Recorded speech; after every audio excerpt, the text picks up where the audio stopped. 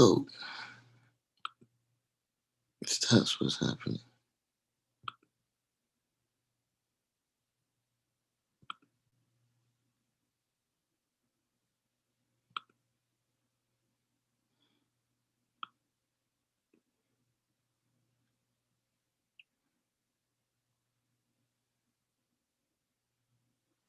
One, two, 1, 2. Can y'all hear me out there?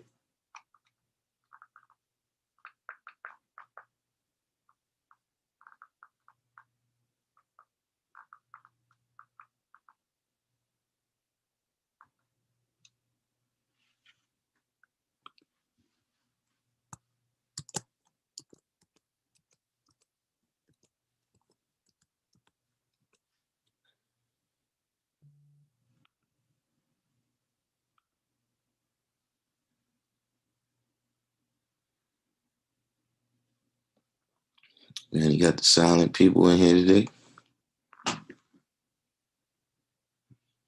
which is peace. All right. SW.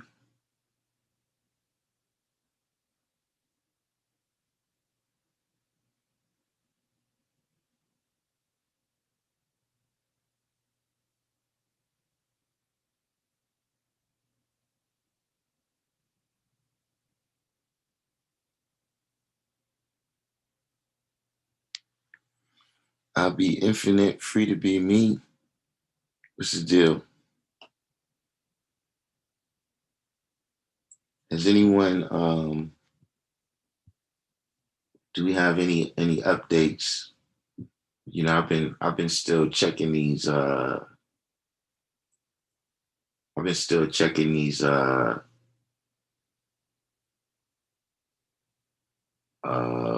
executive orders. You know, that's what, the political agenda, it appears to be moving right forward. And what I've seen is that some demographics, right? Some constituencies, some groups are getting uh, specific executive orders that's beneficial to them. And what I'm saying is that it doesn't appear that anything specifically for the original man, right, is is uh is being addressed. You know, like I'm sure people are going to say, well, uh, he signed one that is going to boost minimum wage. Nah, that's not. That's something different. Like, see, what we need, right? Or suggesting, what I'm suggesting that is necessary is something that's specifically for us. Because see, if you got $10 and I got $1, right? And then they come out and they give out another $10, that didn't increase equality. That didn't make us more equal. So a lot of these things that I'm sure you're gonna have a lot of people, you know, to God our be said, what does this equity order entail? Or they have a particular equity order. I didn't see that one. You know what I'm saying? SW said that's because they was the ones constantly forcing their agendas. That's what I'm saying. Like, seeing all this time, you know what I'm saying? We celebrating that Trump is gone. You understand what I mean? But we bumbling and stumbling right now. See, where other people is they jumping out the gate already. You see what I'm saying? Like when they do things, and this is not an attack on any of those people. You know what I'm saying? This is about, uh, you know, what's going to be beneficial to us. You understand what I'm saying? And you got to think about that for a second, right? If something's going to be beneficial to you, right, and somebody else feel like that's going to hurt them, then that means this person, whatever they doing, they 10%. They blood sucking you somehow. You understand what I'm saying? Let me see, the equity order is what is being called.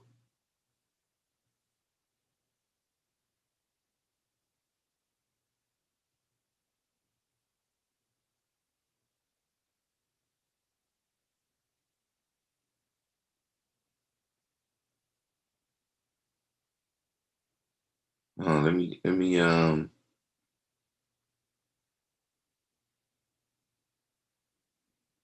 right, equity. It says rescinds. I see two equity orders here.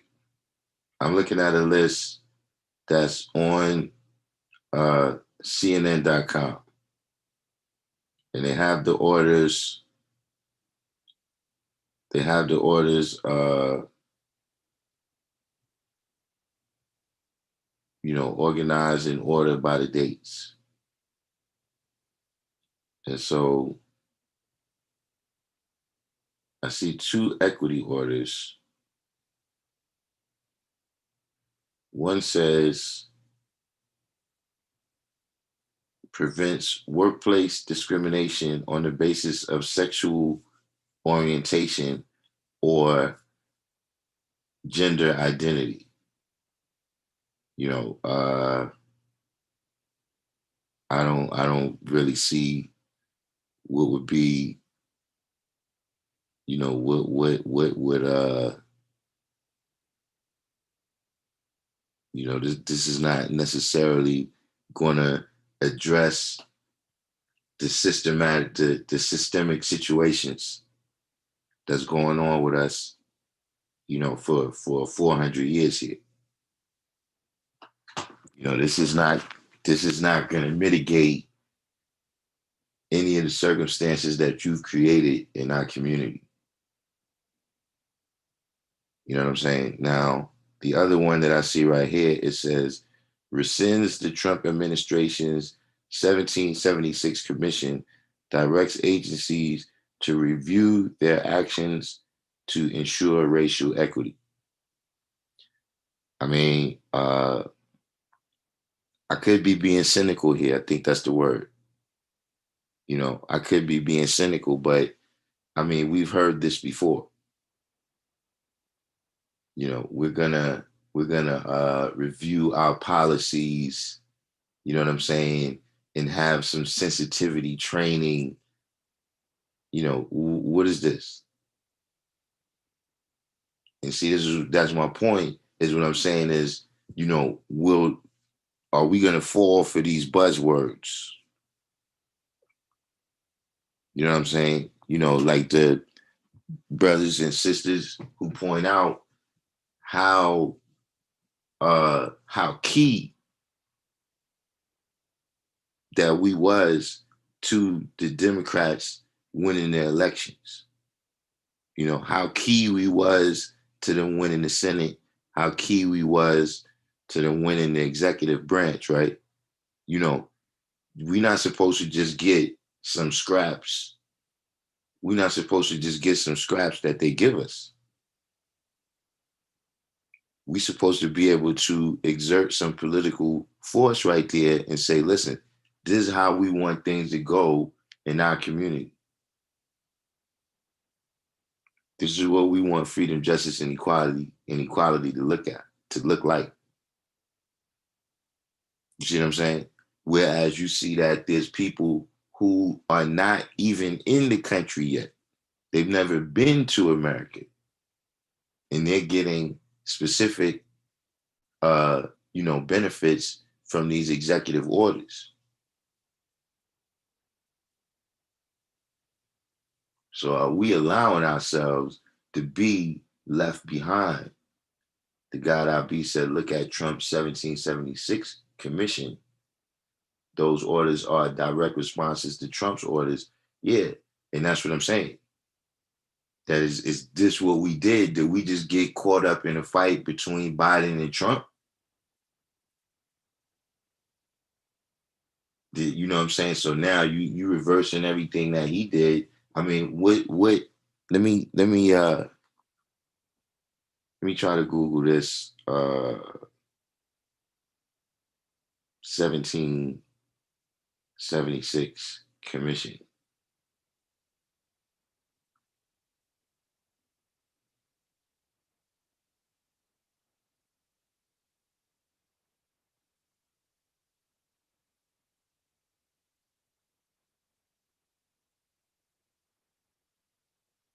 Now this is just Wikipedia that I'm reading from here. So, maybe this is uh not 100% the case. If somebody hears me go over something that's wrong, uh point that out. But it says here the 1776 Commission was an advisory committee established in September 2020 by then U.S. President Donald Trump to support his view of patriotic education.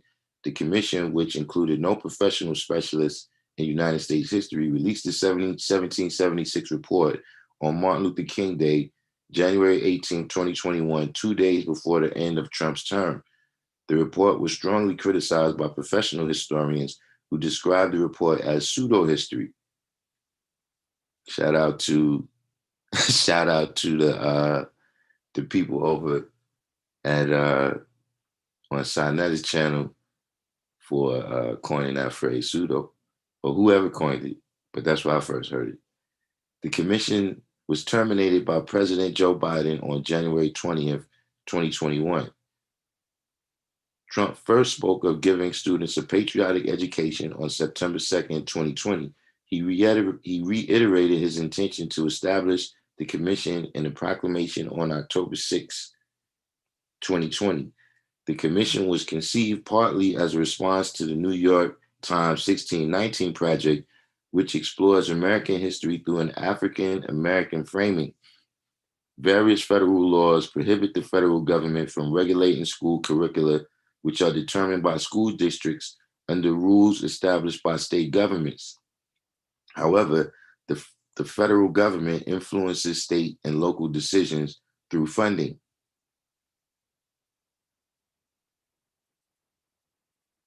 So this is basically about them teaching that, about Thanksgiving. I mean, it's just on just that little piece that I wrote right there. The little piece that I read right there. I don't know what's going on with me right now, but the little piece that I read right there, right, with that basically, and like I said, I could be being cynical, but what I'm saying is, listen, man, if that's the route we're gonna go, we're gonna have to stay on their ass, and we're gonna have to see through all of this. To me, that's basically what this comes down to. How are they going to teach Thanksgiving? You know what I'm saying? How is manifest destiny going to be approached? Listen, we already know all that stuff now. We already know the signs of Thanksgiving. We already know the signs. That's what they're talking about here. Is that will they teach that Columbus was a pirate and a plunderer, et cetera, or are they going to teach that Columbus was a hero? Is anyone in the room right now? Is anyone familiar with the 1776 Commission and what else it might be saying?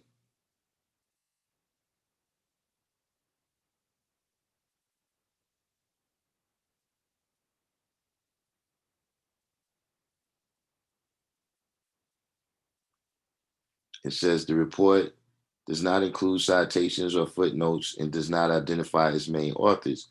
Among other things, the document identifies progressivism and racism and identity politics as challenges to America's principles and likens them to communism, slavery, and fascism.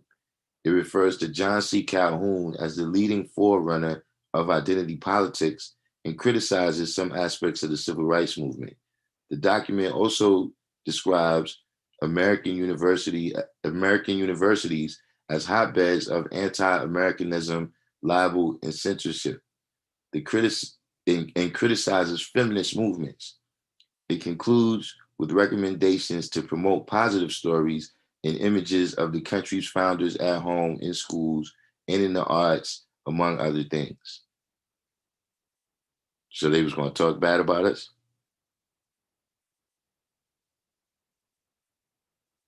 The God Al-B said, Trump said, teaching our history teaches people to hate their country. Teaching whose history you talking about? Teaching American history or teaching the history of original people in America? He does not want sensitivity training or anything that speaks about the true history. I guess that's supposed to say of America and its racism. I mean, now, tell me, you know, uh, if you feel like this is a significant thing,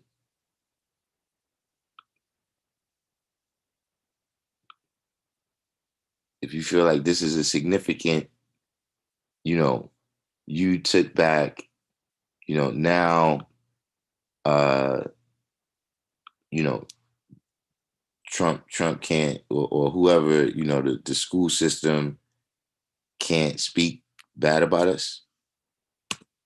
That's the link right there. That's the link right there to join the live that I just put in the chat. To me, this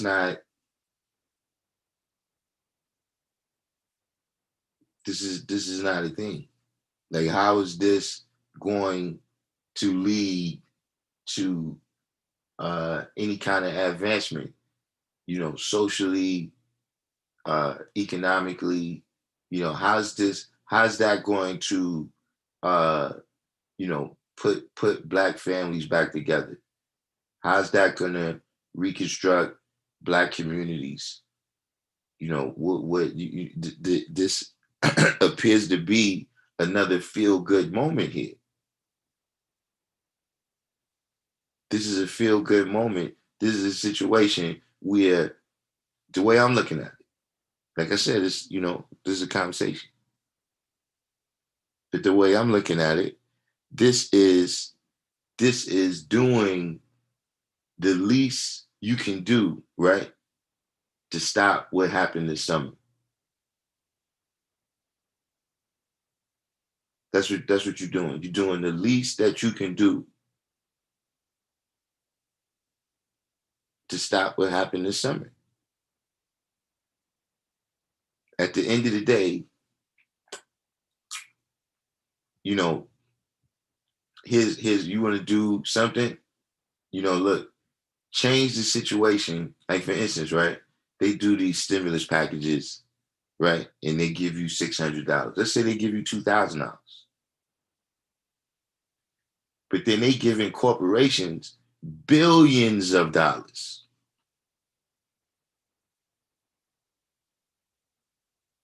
Billions of dollars. Some of them just getting tax breaks, some of them is getting cash, whatever the case may be. They're getting billions of dollars. So now while you're giving us this feel good moment, because like I said, you should already be uh telling your children what our history is. Like, if this is the case, that we dependent on them to tell a good history about us. I mean, look, that's just not the way it works. She just like we tell a certain history about England. a certain history about how the king of England was oppressive and we had to fight against them for our freedom. But see, they still make moves with them now. That's what I'm saying. That's just a way you feel to make the founding fathers into heroes, the founding fathers of the United States, I'm saying, right? So yeah, we go to school and we learn about, how they was oppressing the colonies. And then they turn right around and invade countries with them and get big money with them. So this is what I'm saying is, are we really dealing with, something that's actually beneficial? Or are we seeing the wheels starting to turn, right? We seeing the train pull out of the station and we still at the ticket counter with our bags. We about to miss this train because, like I said, we didn't already have a vision of what we wanted, I guess you could say life without Trump to look like. Because this is why most people is voting. You voting to get Trump out of there. Okay, so when Trump is out of there, what you want that to look like? See, we used to ask a question back in the days. That right now, if you woke up tomorrow, right, and the colored man was gone,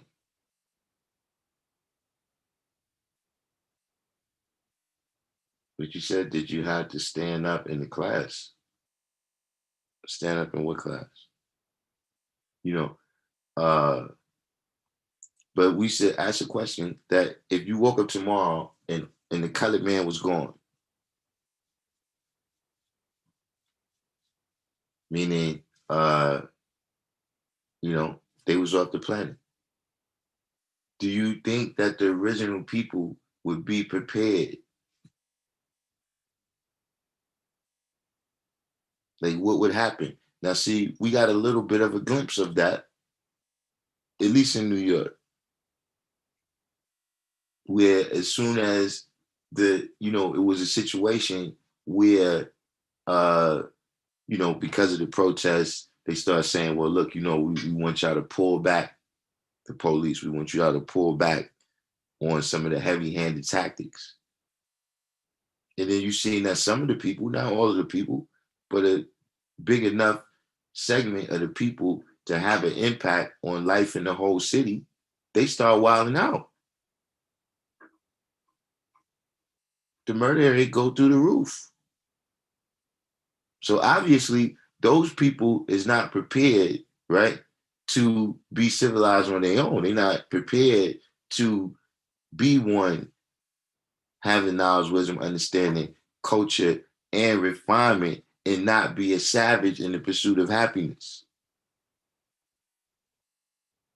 See, because now when the colored man is not there, you don't have no barrier, you don't have no nothing is holding you back.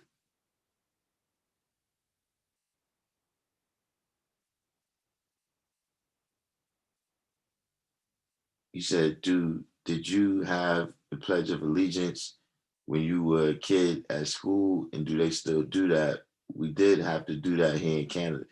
Well, yeah, we had the Pledge of Allegiance. To my knowledge, they still got it. You know, um, with my children, right? Uh, see, with my daughters, they got that thing that social acceptance. They want to be socially accepted. You know what I'm saying? So they're much more cooperative. You know what I'm saying? Now, my oldest son, on the other hand, you know what I'm saying? He was just a born militant. Like he's what they consider a resistor. Like he's just somebody that's resistant to indoctrination. He's resistant. He's somebody that he in his mind, look, I got my culture, and this is what we do, and this is how we do it. You know what I'm saying? I don't, I'm not going like, what is this Pledge of Allegiance thing? Now that was his thing. So he refused to do it, even after it was, because it was a situation. Like they called us down to the school and everything, you know what I'm saying? And so it was just like, well, look, he don't have to say it, but he got to stand up. He refused to stand up. he he just took the punishment. Like, look, I'm not doing that. You know what I'm saying? So, that's my experience with it in terms of myself and my kids. You know what I'm saying? Now with my daughters, they never contacted me and said that they wasn't doing it. So I assume that with them, they just cooperated. Like they cooperate with more things than my son did. You know what I mean? Like he was just, look, I'm going there to, get this paper that you say I graduated, and then I could move how I want to move in society. You know what I'm saying? You know, my other son too, he's a little, he kind of, blends in, but he's one of them people where it's like, I'm gonna show you what you want to see, but I'm not really, he's more like that. Like he's not gonna just openly resist you. You know what I'm saying? But in his mind, he got his own wheels turning. You know, but this is how I see it. Oh, you in the room? This is the God I be, right? Yeah, peace. Peace. Yeah, I'm in the room. It's funny that you said that. What you was just talking about. You was talking about your seed refusing to do the pledge. Yeah. Yeah, I did the same thing. It's the same thing when I was coming up. I never used to want to stand up and do the pledge. I used to tell them that it was against my religion. Funny thing was, I didn't even have a religion back then. I just was going to church with my mother. So I don't know where exactly I got that from, but I refused to say the pledge growing up. Yeah, we didn't know where he got that from neither. Like it wasn't like I had forgot about. That's crazy, right? It wasn't like we told him like, yeah, look, when they get to that part, don't say it. But he just had a natural like, whatever this is, I'm not with this. You know what I'm saying? That shows and proves that the babies be paying attention, even when we don't know that they're paying attention. They paying attention. You So, know what I'm saying? And that is something now, I will say that he did see me being resistant to some things where, like, no, I'm not doing that. You know what I'm saying? Just like right now, you got with the vaccines, like, listen, I'm not doing that. right. Do whatever you want to do. I'm not doing that. Whatever that is. But what you think about these executive orders and the way they Okay. roll them out? Like, why we didn't get one? Like, there should at least be something. Why you didn't appoint no commission to review these standards that you yourself, Mr. Biden, right? These standards of law enforcement that you yourself played a huge role in establishing. Why you ain't put no commission to examine that? You want to put a commission to examine what Trump did. What about what you did? So what I want to say is first and foremost, I'm not a Biden apologist. I don't agree with Biden and his policies. Only reason I voted for Biden was for a chess move. But anyway, there's an underlying narrative that's behind what's going on in society today when you talk about these protesters and all of these initiatives that Trump is putting in place in the background. So during this time, the main prevailing narrative is that systemic racism is the cause for a lot of the ills that we're going through at this time. Now, I currently work for an agency at Hotel Teresa called Cases, that is an alternative to incarceration program. In this program, although the main frontline workers are predominantly Black, the main people at the top are all white. So when we asked the CEO, what he thinks about systemic racism. He said he doesn't know anything about black people because he didn't come up around black people. So with that being said, they started an initiative for ethnic sensitivity training within that organization so that the top people could learn more about the concerns of the people who basically are 85 to 90% of the organization. Now, we have been to this place before. However, when Trump put in the policy for the 1776 Commission, he's putting legislation in place to say that it's not lawly to teach an alternative history to what's prevalent about United States, if that makes sense. So if they're saying that Columbus is the person that discovered America, right? And then they come out with a book called The People's History of the United States by Howard Zinn, and it talks about how Columbus wanted to enslave the native people and do all of these atrocities. They don't want that narrative to be put forth. So he put this policy in place to stop that. So that's basically stopping all of these talks within police forces, government, community-based organizations about systemic racism and the ramifications of it. Right. Now, what was the I know you was making a wider point, but what was the chess move? Okay, so the chess move was, see, Trump, he was setting himself up so that later on, by the time he got into his second term, all of these background policies and judges and all of these different things that he's putting in place, they will already be solidified. And by the time people woke up to it, it would be too late. So now that I'm paying attention to all of these different things that he's putting into place. I'm saying, okay, I don't care about Biden. I don't think that Biden is the right person, but it will stop him from his agenda. So that's the chess move. So you're saying like the kind of like solidifying his legacy. Right. All right. Now, dealing with the wider, because that's pretty much what I took from what I read on the 1776 project, is that it's about how they portray the different people in history. You know what I mean? Rather they portray them as heroes or villains, invaders or discoverers. You know what I'm saying? Now, how do we move that into things that's beneficial for us, like right now? I'm saying. Okay, so now we talking about 25 years in advance, right? Although we the 5%, we teach the history of what really went on in our past. 85% of the people that's out there that go to public school, they go with what the narrative is taught in history class or what their parents know. And by him putting these things in place, it will stop the curriculums in schools from being able to teach real history. Mm-hmm. So now 25 years in advance, they basically saying things like slavery was good. And what would the children be knowing and understanding in 25 years from now?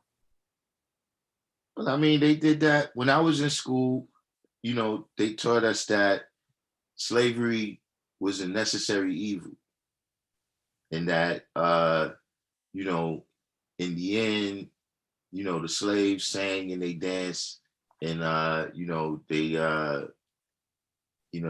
had recreational time, and eventually, because of the goodness of America, America saw the evil of it and they corrected that. They fought a war to correct that evil. You know what I'm saying? It didn't impact me because of the education that I was getting at home. Right. See what I'm saying? So what I will say is this, right? What I will say is this. This is a precursor of an even bigger narrative, as you said.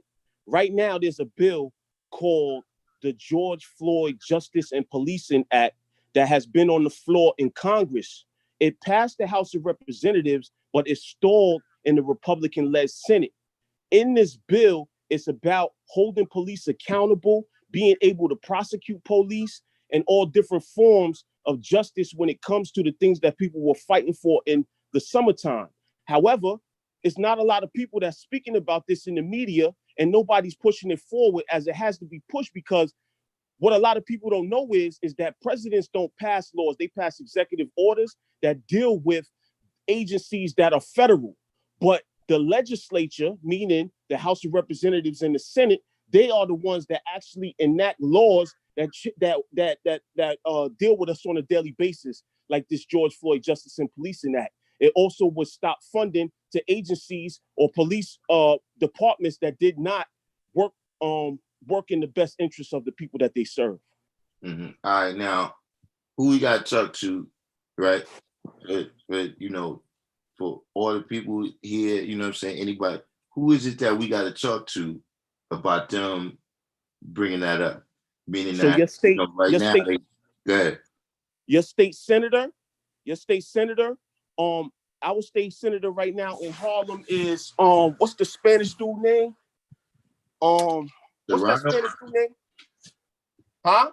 Serrano. What is his name? It's not Serrano. No, the state senator, the Dominican brother. You know what I'm talking about? Yeah, I thought it was Serrano.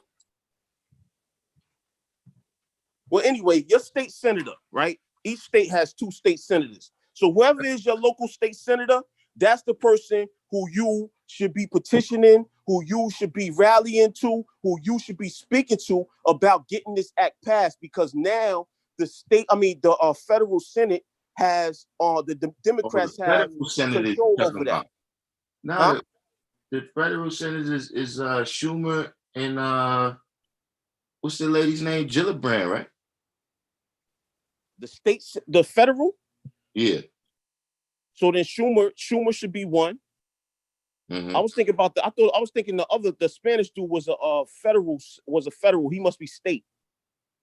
So anyway, all right. So if it's Chuck Schumer and Gillibrand, then them are the people. But they was the ones. You remember when they had those legislators and they was dressed up in African garb and all of this nonsense? Yeah. That was right. That's when they introduced that bill, and it passed through the House of Representatives, but it stalled in the Republican-led Senate. So now that they got these 2 new senators, right, that are Democrat, they have a majority in the Senate. So now is the time to push for new legislation to go forward. Mm-hmm. And Chuck Schumer just became the majority leader of the Senate. Right. And so how do we, you know what I'm saying? Because these things, like you said, like I was unaware that bill was even introduced. You know what I'm saying? You know, what is going on with the, I guess you could say the media, you know what I'm saying? The Al Sharptons, the Melissa Harris Perry, what's the other guy? I can't remember his name now. That lawyer guy? Not Crump. Don't let Crump, don't tell Crump to say nothing about it.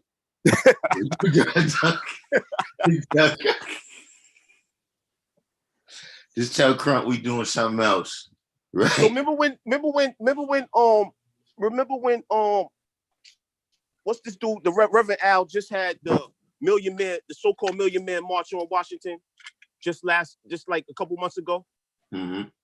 Okay, so during that march, they spoke about this act. Now, the reason why it's not being promoted in the media is because it's something that will actually make these people liable when it comes to holding them accountable. So it's not something that's in their best interest. It's something that will actually, if people know about it, it's actually something that can create change. Yeah, but I'm saying why is the media, you know what I'm saying, the people who, like, everything that Trump did, they was right there to call it out. You know what I'm saying? So yeah, you called out this thing that might be bad for us, right? But Mhm. stop that is not necessarily going to push us forward. Like why they not pushing, why we not hearing about this being spoken more by those black members of the media, the progressive members of the media, et cetera, et cetera. Well, I say the Congressional Black Caucus put out a fact sheet when it comes to this act. Other than that, the media, what they say about the liberal, they say the liberal is more detrimental to us than the conservative, because they smile in your face and at the same time they stab you in your back. So you got to pay attention to that. But what are we paying attention to? Because I went out there during the summertime just to see who was out there conducting these protests, and I stood out there and I seen mostly, colored people out there, white people. So I'm thinking to myself this whole time when I'm out there, like, okay, if anything does happen, it's setting up a situation where the people who get the funding and the rulership after the change is not going to be people that look like us. So if they put an initiative in our community, then who's going to be running the initiative? The LMSWs, LCSWs, and all of these different people that are not from our community, because our community is not involved. And so, like, what's been going on with the different people? Like I'm saying, like, where's the ADOS and the Foundation of Black Americans? Where's all the people on this? Why nobody speaking? Because I'm saying that time is already ticking. Like they got something where they talk about the first 100 days. You know what I'm saying? In any administration, and what's the type of things they're going to accomplish. Do we have anything in there, right, in that agenda that they need to deal with about these first 100 days? Well, the first 100 days, this act is something that needs to be passed in the first 100 days. But unless people is making noise about it, then it won't be something that's being pushed. If people not making, because you have this whole COVID situation and everything's being drowned out by COVID.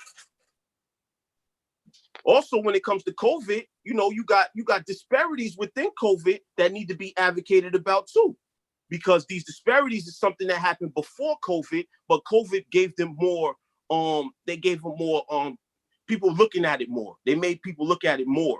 But these are things that are actual disparities that have been in the community, such as us having high levels of hypertension, cardiovascular disease, domestic violence, everything within our community is at a higher rate than other communities. And it's not because it's something that is inherent to us. It's because of racism in their practices and the funding and the hospitals and everything else. Yes, it's the environments that we in. Exactly.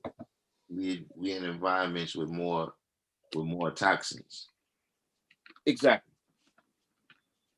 But it's somebody should be making a list. Like his Ice Cube spoken to Biden yet?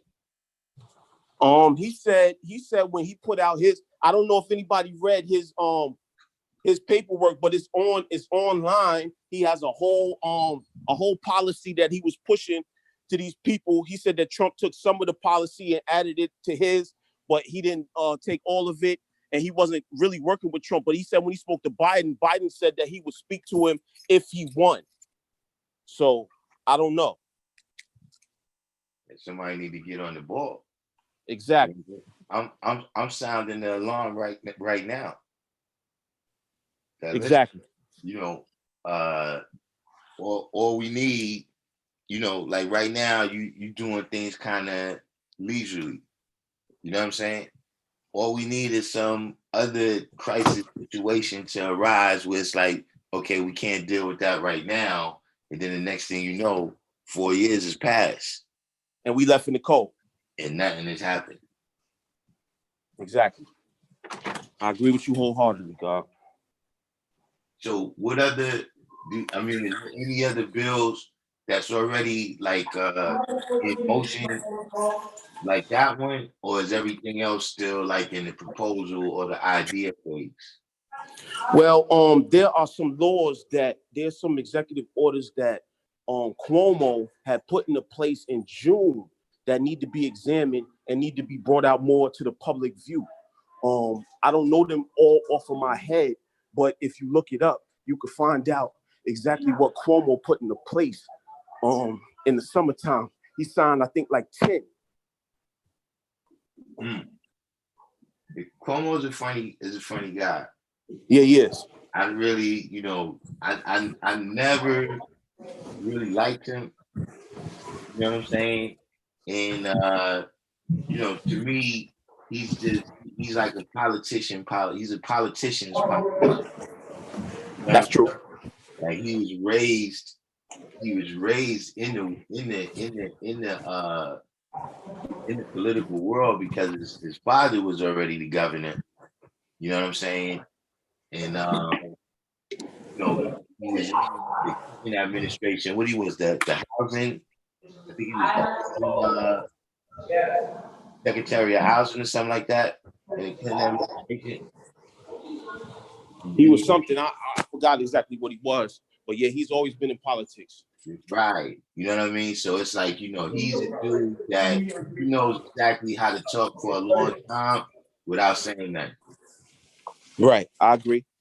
It just hit the certain, you hit the certain buzzwords, you know what I'm saying? And then, your brother is on the news. So you got your own propaganda specialist. I mean, that is not, none of that is the reason for us right now to drop the ball. With our foot on their neck right now, I don't care what people really think about politics, this, that, and the third. But if we're pushing our elected officials to do the things that are in our interest, for instance, let's say this. I think it was last year or last summer when something happened to the white Jewish population where a person who they said had mental health issues stabbed one of them or two of them or something like that.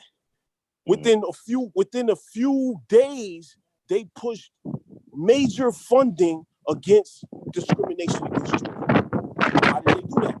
They did that because they have people that are advocating for them as soon as something happens for policy. They're not out there protesting and just beating their concrete. They out there going into these offices and saying, listen, this is what needs to be done. And so what kind of strategy do we need in order to be able to keep constant pressure? Like,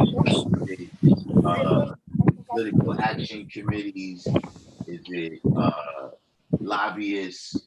You know what I'm saying? What do we need in order to keep that constant level of pressure on?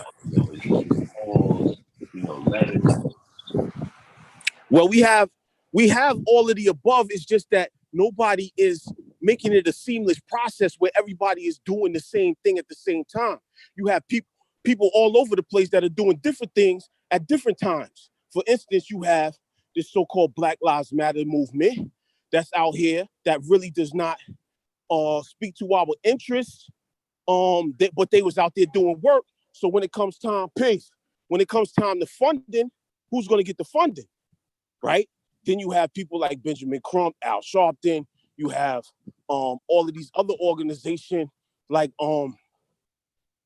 there's various organizations that's out there. Who's making a concerted effort? Who's making it all come together when as you said, lobbyists, right?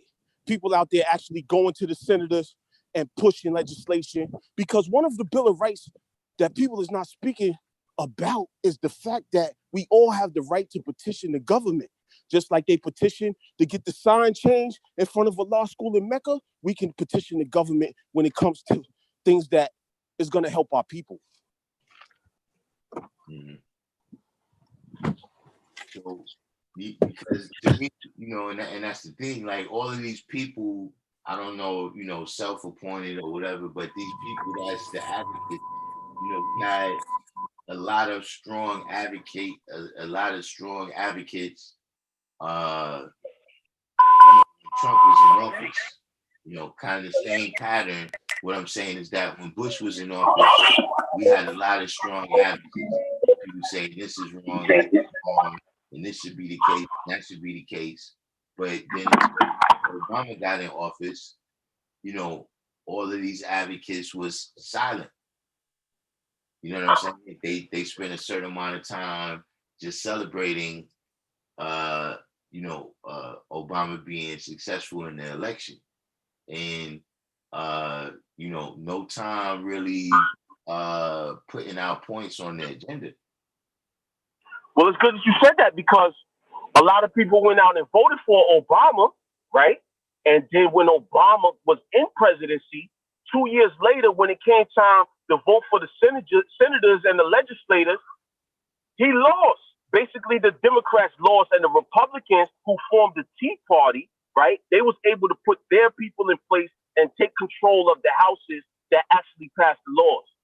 So now, only thing that Obama would be able to do is pass these executive orders. He has to get approval from the Senate and the House of Representatives, which is now Republican led. So the presidential election is just a figurehead. After the presidential election, what about the local election? What about all of these people who have more control over your life than the president? Nobody votes for them. Nobody even knows them. Speaking of the local elections, who is who right now, in your opinion, who's the the best guy that's running for mayor? We about to have some big elections in the city next year, right? Yeah, next year. I'm biased right now because I know that the black man is running from Brooklyn. I forgot his name. He's a former police officer though. But I don't know his policies. What's his name? I know you're talking about the 100 Blacks in Law Enforcement. He's part of that? Yeah, he was the founder of it. Okay. Well, I was looking at him, but I don't know his policy, so I would have to look more deeply into him.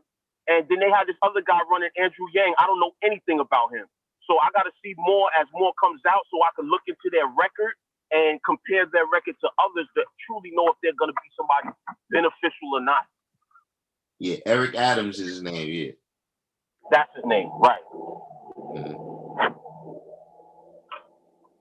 And what about what's the Ocasio-Cortez? What's the with Hakeem Jeffries is another person, SW, right? Hakeem Jeffries is rising up through the ranks. Where he's a major player. He's reaching into that Charles Rangel level where he's a major player up there in the federal government. I agree with that.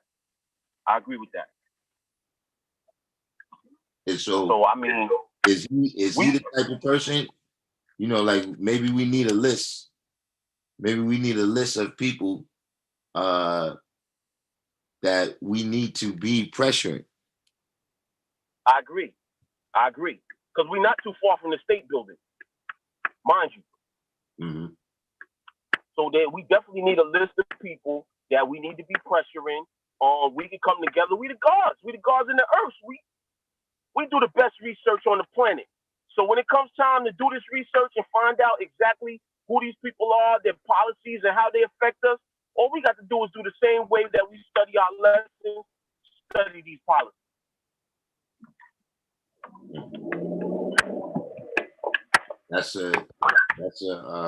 But so because another thing, right?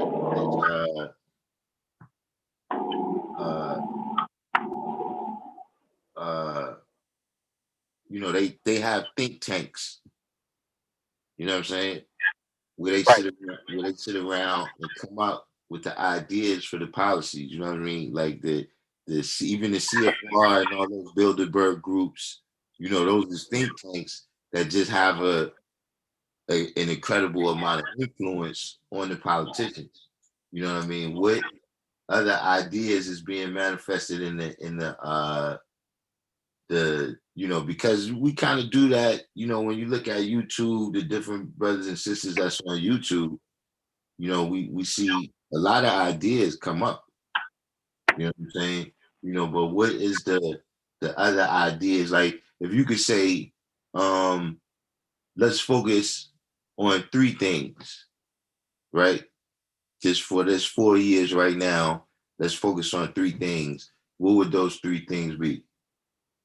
Right now, for me right now, and I would have to speak with my brother so we can come to a more opinion that's group centered. But for me right now, it would be first and foremost stopping this police brutality situation by holding them accountable, whether it's through something like the brother who passed away said, like making them have insurance, right?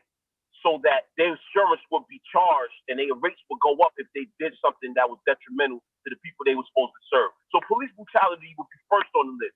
Second on the list would be public health as far as these disparities. How do you address these disparities and make public health more equitable? And third, because my queen, she actually works in the domestic violence field. They have something called the Violence Against Women Act, and the funding for that act has been stalled on the table as well in the Senate because of the Republican-led Senate, and they don't want stuff like the Violence Against Women Act to be pushed. So, because Dr. Jalal make a good point right here. He said, until we connect on a mass scale and consolidate our resources, connections, money, and so forth, we won't be able to make noise and lasting change. Politics is about power, and we don't have any.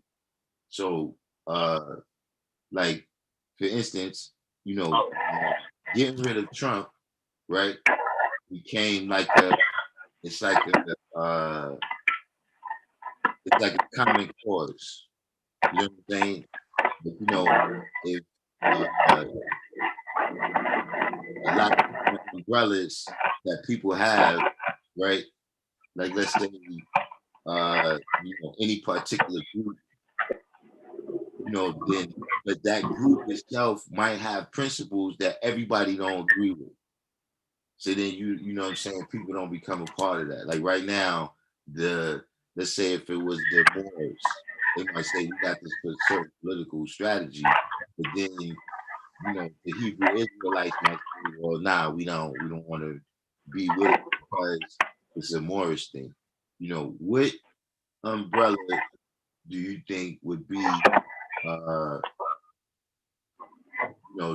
because that's one thing that happens. A common enemy brings about unity faster than a common cause. You know what I'm saying? So, I agree. So what kind of common cause can we say that, okay, this could, like segregation and Jim Crow was like a common cause where all the people could say, all right, yeah, we could get behind that. Whether the leader is a Christian preacher or rather the leader is a minister in the Nation of Islam, or whoever the person is, if they dealing with civil rights, this is a type of umbrella that everybody can see their place under. You know what I'm saying? What kind of umbrella could we make right now that brings enough of us together where we can really exert this force? Because if every time the enemy goes away, then the unity goes away, then you know what I'm saying, we not making progress. Okay, so I mean, right now, I'm gonna tell you some strong people that politically are the elderly population, right? The elderly population come out strong and vote. Mm-hmm. If people could actually go out there and reach out to them, however, they are strongly, just baseline Democratic. But the people that people are missing right now is the youth. The youth have really been backing people like Bernie Sanders and Alexandria Ocasio-Cortez, as you spoke about, because they're bringing something different to the table. And, that's right in line with what the father taught, was to go to the youth, because the elders are going to be hard to convince anything. So if we could go out there and actually organize the youth. Now, a lot of people don't know that when Obama ran for president, he had an organization called Acorn, and they was actually out there to get a lot of grassroots funding, which helped him to win that election. So that's when we're talking about that, we're talking about $5 here from here, $20 from this person, $100 from this person. These little bits of money come together and make greater bits of money. And that's what we have to focus on, is that grassroots level of effort. It's going to take a lot of work, but the lady Stacey Adams in Georgia, she proved that it can be done. She changed the tide of an election, a state that had been a red state for a very long time. She turned it into a blue state and actually changed the course of the Senate and possibly this presidential election. And what kind of organization she had? I guess it's a grassroots. I got her book. I haven't had a chance to really read it yet, but according to what they're saying, this lady is like one of the most powerful people right now when it comes to getting people registered to vote.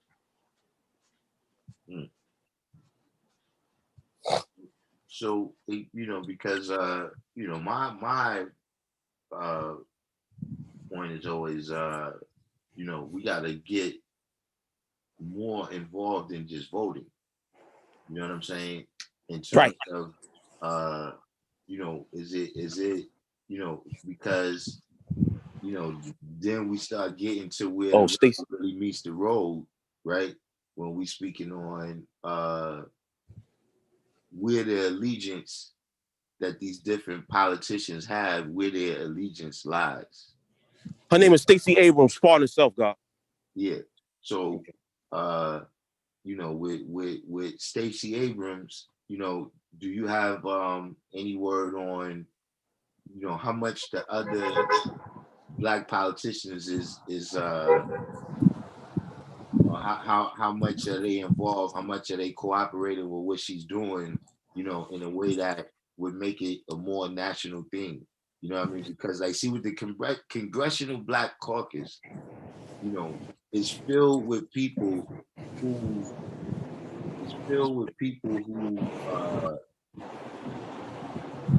they have that allegiance, like you said, to the Democratic Party. You know what I'm saying?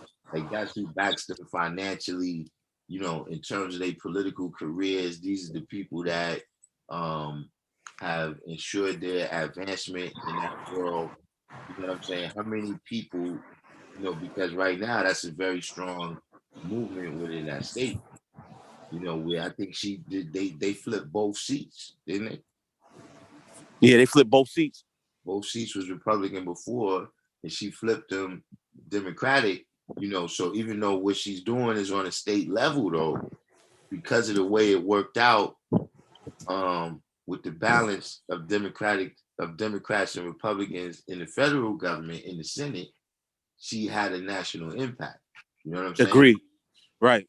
So how much, is there, any other people allying with her to expand that out? Well, on that point, I will have to do some more research.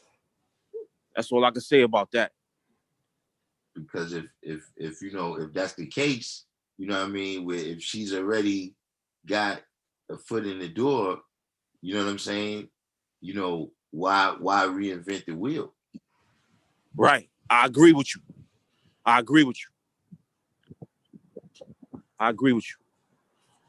So, I'm gonna get back. I'm gonna get back in the books. I'm gonna do some more research, try to find out some more information. And I'll report back to you, God. If y'all want to do something about this, if y'all want to figure out how we can look at these policies, whatever y'all want to do, I'm here.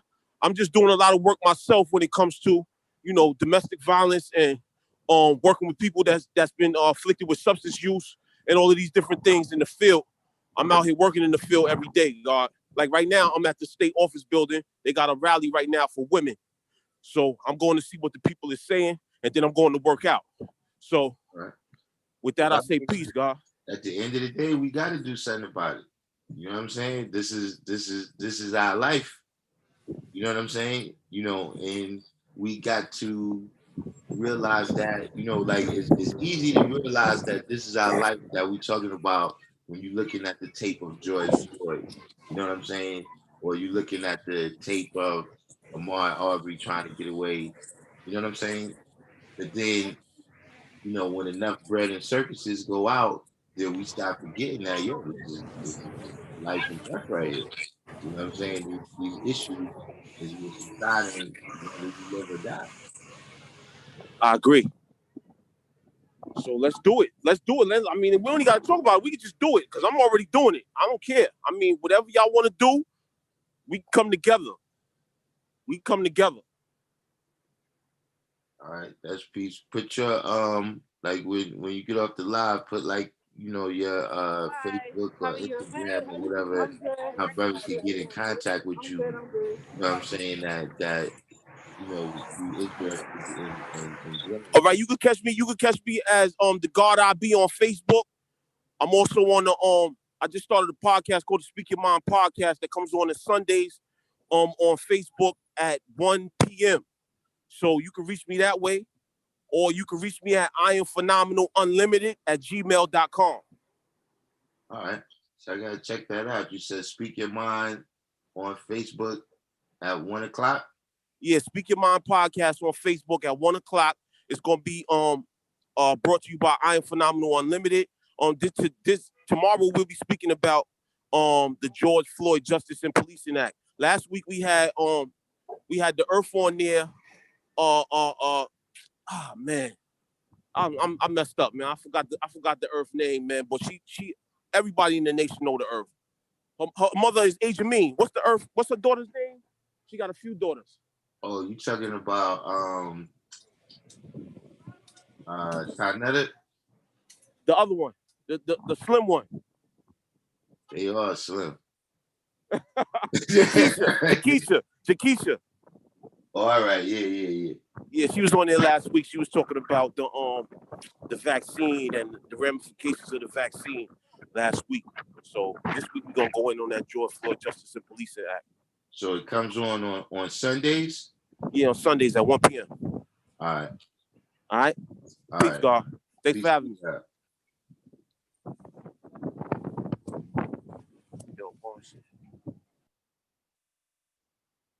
Everybody, have y'all done the each one teach one and hit the like button for me?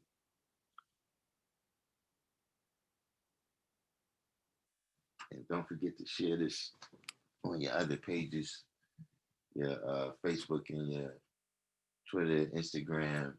I don't really go on Facebook that much. I just post things on my page. So I'm not in the groups and all of that. You know what I mean? The wordsmith, Rome J, District 120, the wordsmith said, I just think they should make housing more affordable. Also house all the people I see on the street. If they did that, I'd be happy. One thing I heard about that is that that's actually a small number. Like the type of money that it would take to make that kind of change, you know what I mean, in terms of ending hunger and housing people is not that much. Like in comparison to the numbers that you hear thrown around, you know what I'm saying? It's it's a doable number, but they don't choose to do it. Speaking of that, y'all brought up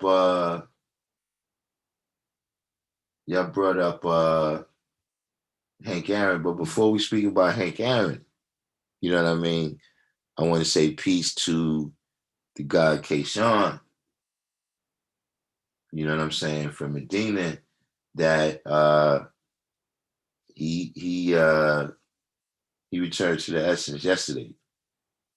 You know what I'm saying? From, he had COVID. You know what I'm saying? He's another brother that, was he was a great teacher of the nation. When I first knew him, it was because he used to do, my first time seeing him was he used to do karate demonstrations, martial arts at the show and prove. You know what I'm saying? But then over the years, I didn't get a chance to have that much of a personal relationship. But people that he taught, in the tree that he helped to grow. A lot of those brothers is my good brothers. You know what I mean? So, peace to the God, K-Sean. You know what I'm saying? Also, somebody just brought up Hank Aaron. Another. He was a icon. You know what I'm saying? The original man that accomplished greatly. You know what I mean? He was somebody that even before I'm studying my lessons. He's somebody that he's shown and proven the mental and physical power of the original man. You know what I'm saying? So shout out to Hank Aaron. You know, so now we can get into that aspect of it. Is they had announced shortly before Hank Aaron passed away that he just took the vaccine. Is there any word because I just saw the story, I didn't read into it. But is there any word of any type of connection that they've made between him passing away and the vaccine?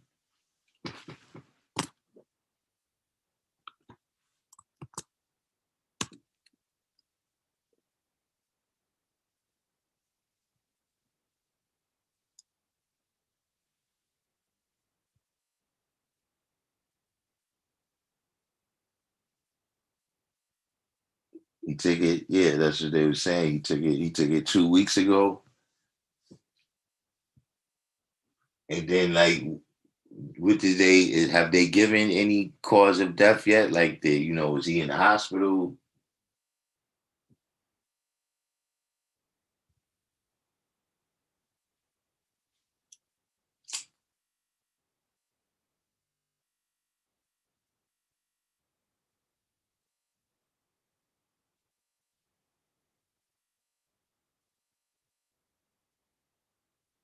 Is there any other information about that?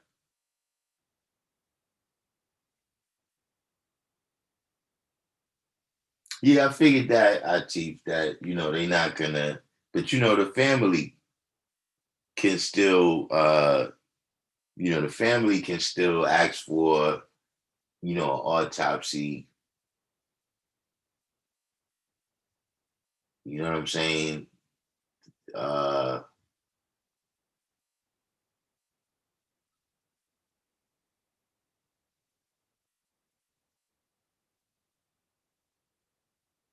yeah, the family can still order autopsy, if they have some suspicions about what's going on.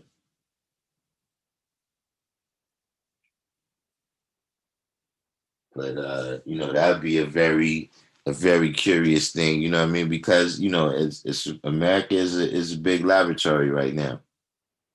You know what I'm saying? And all of the people, they the experimental mice that they the experimental, so the cause of death is not announced. I mean, well, look, that's definitely going to fuel the conspiracy theorists. They by not saying nothing, that's definitely going to fuel some conspiracies there.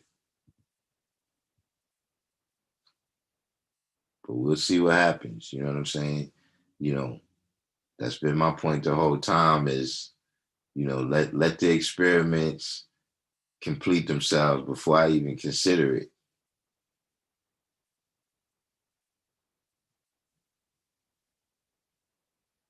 I did hear that one of the is supposed to be good news on the Johnson and Johnson.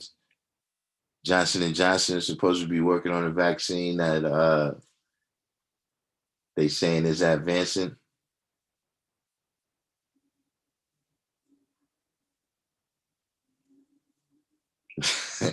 Atif said us theorists is already fueled.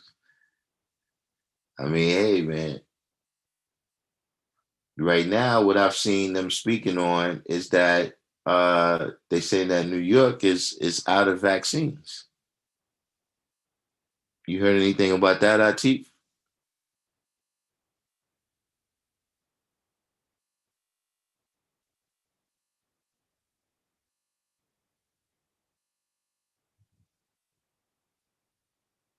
See all these different things, all these, you know, uh, the the federal government is having more and more impact on our everyday lives. Like it used to be times when people used to say that it used to be times when people would say that, the president, that doesn't really have anything to do with us. You know what I'm saying? We only need to really deal with local politics. But now at this point, what the president does is having more and more impact on our daily lives. So DeBar said you got Johnson and Johnson's, Pfizer, CVS, just to name a few of the companies working on the vaccine. Yeah, AstraZeneca. So Pfizer and AstraZeneca, those are the ones that's already out, right?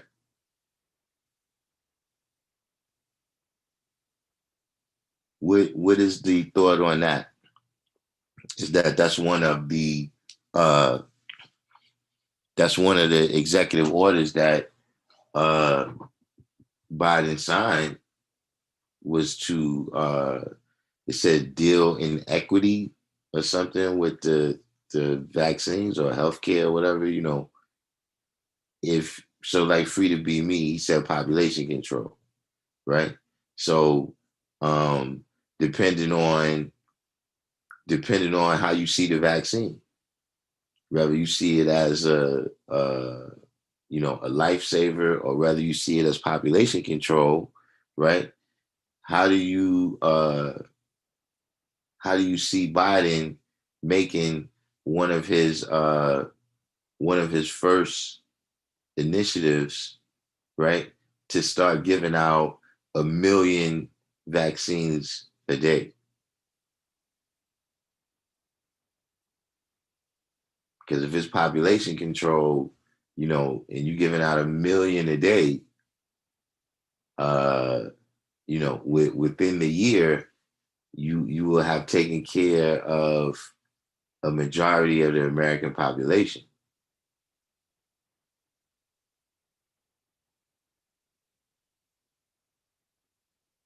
Right? Moderna is another company that's been working on the vaccine. So how do we see that executive order? Because like I said, a lot of the executive orders that I've read so far, they things where, you know, they will give kind of lip service, well, yeah, I signed this executive order for minimum wage, you know what I'm saying? And that's gonna help a lot of people in the Black community that are struggling financially, but nah, it's not.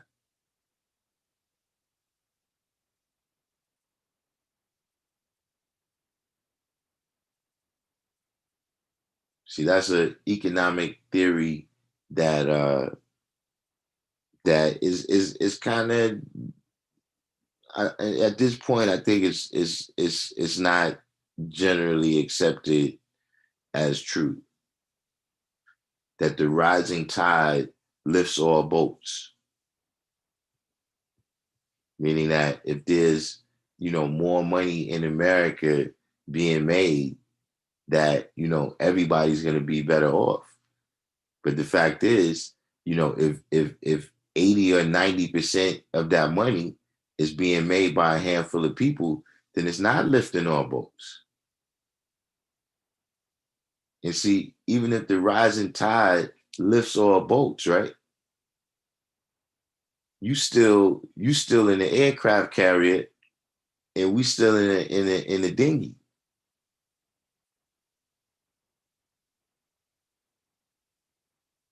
So no matter if the tide has lifted all boats, right? You still you may be even in a more dangerous situation because the tide is high. When something happens to your boat, you got further to go down. It's easier for you to drown. The boss said that's the government wanting people to take swine, what's not good for them. There are a lot of people in the world whose body systems are allergic to shellfish and the COVID spike proteins. Hmm.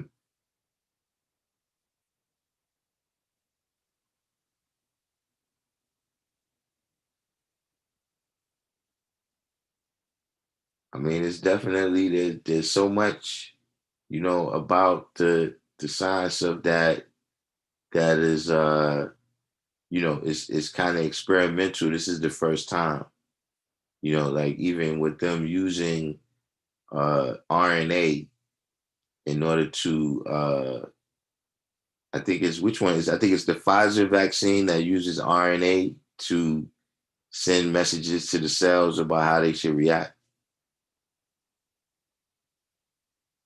I'm pretty sure this is the first time that they've had medicine based on that science.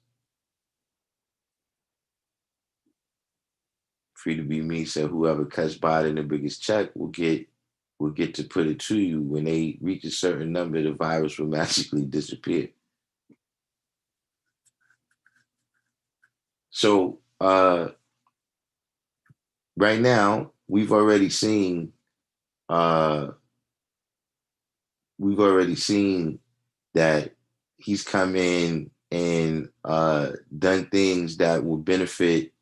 Some of these executive orders that he signed already is going to directly benefit the healthcare industry.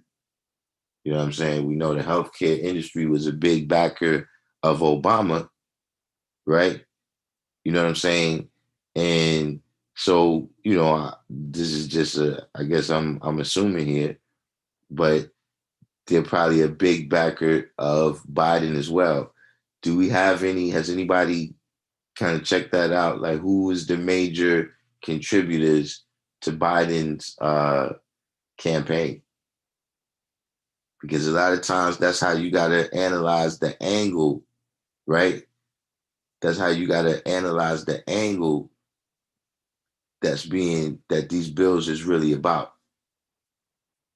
You know what I'm saying? Because a lot of times when you look at those industries, right, some of those lobbyists are the ones that's actually writing the bills that come into law. So who's the people that was behind, you know, in Harris too, for that matter? Because these are the people that get to pull the strings behind the scenes. You know what I'm saying? These are the people who get to pull the strings behind the scenes where they benefit and we suffer.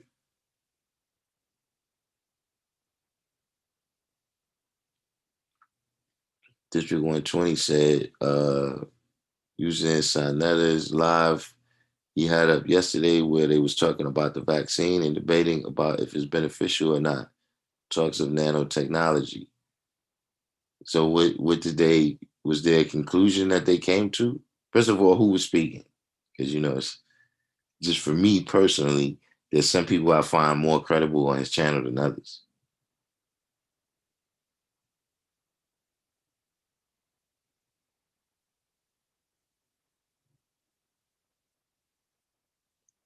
$793 said all New York City Housing Authority residents who want the shot are getting theirs if they don't run out. De Blasio just urged all questionable about taking the shot based on past beliefs that his children and parents took it already. I mean, yeah, I definitely seen the push of that. He said, "Are we at the conspiracy level yet in regards to the vaccine? Is this all orchestrated by the devil, meaning Guinness virus, global lockdowns, or coincidental in happenstance? Is it coincidental in happenstance?" Free to be me said, "Until we have universal health care, don't take it." Atif said, "Wall Street back Biden." The boss said, "I wonder if George Soros is one of those backing Biden." Hold on for 1 second.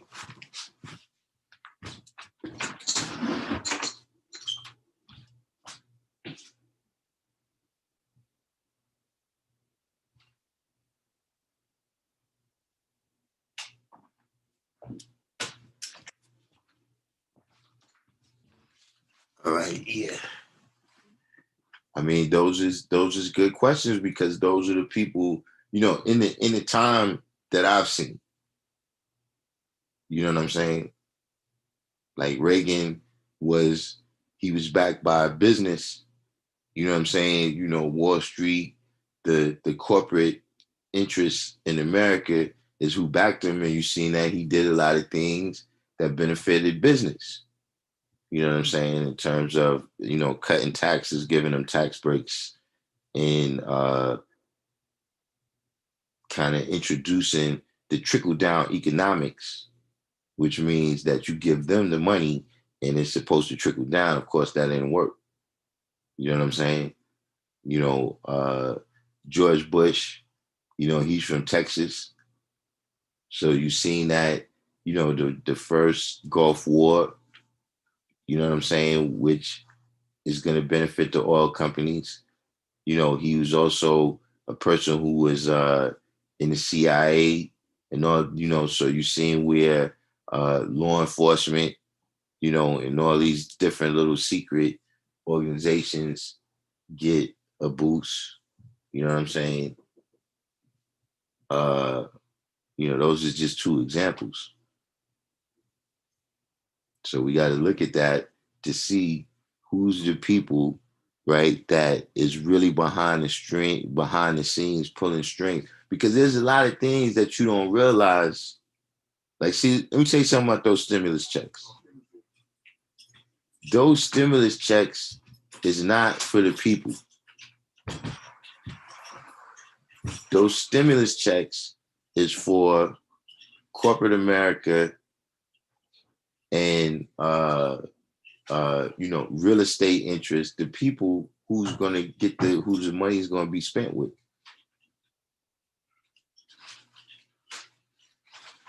The stimulus checks is not really for the people. There's not gonna be no people, right, 20 years from now that's like, yo, how'd you get this mansion? How'd you become rich? And they're gonna say, those stimulus checks. But see, Melissa Davis, but see, every time those stimulus checks come out, what do they tell you about? They tell you about how that money flowed into corporate America. They got something that's called the velocity of money, meaning how fast that money is traveling through the economy.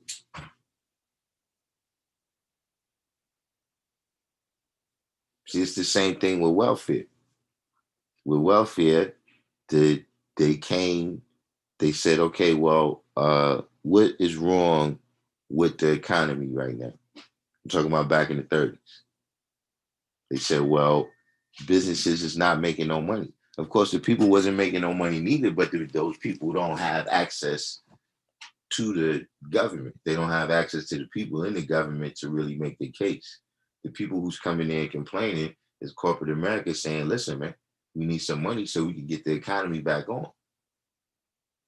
So then the question proceeds to, well, why y'all ain't making no money? Well, we not making no money because people ain't buying that. Well, why people ain't buying that? Because they don't have no jobs.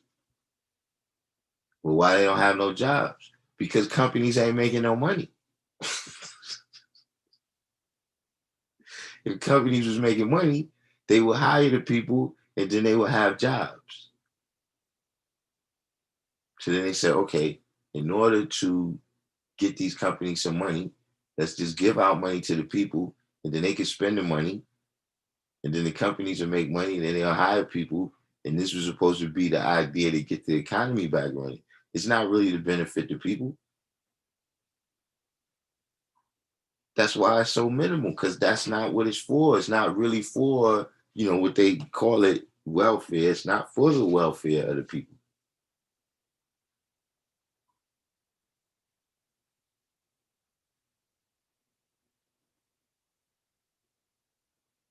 So a lot of times you got to look at, ultimately, like they give out food stamps, right? Ultimately, that money ends up back with, Monsanto and Cargill, and all of these companies that produce the food. That's how they become mega corporations. That's why it's a good investment for them to build these we call it these industrial farms, industrial level, meaning they've applied the industrial revolution to farming.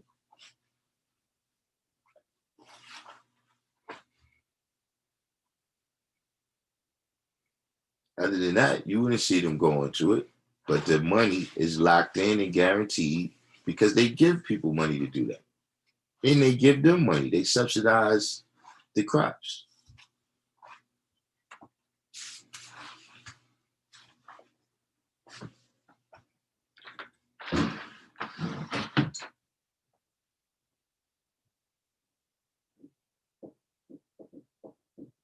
So we see what happens. What we got here?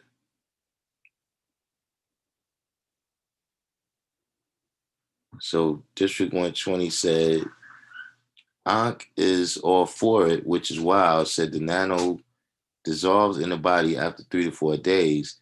Zion was on there. He wasn't for it. It got heated. Well, I mean, Ankh is a in my opinion, he takes science to the level of belief. You know what I'm saying? Which I don't know the level of research that he's done on it. Maybe he's done more research than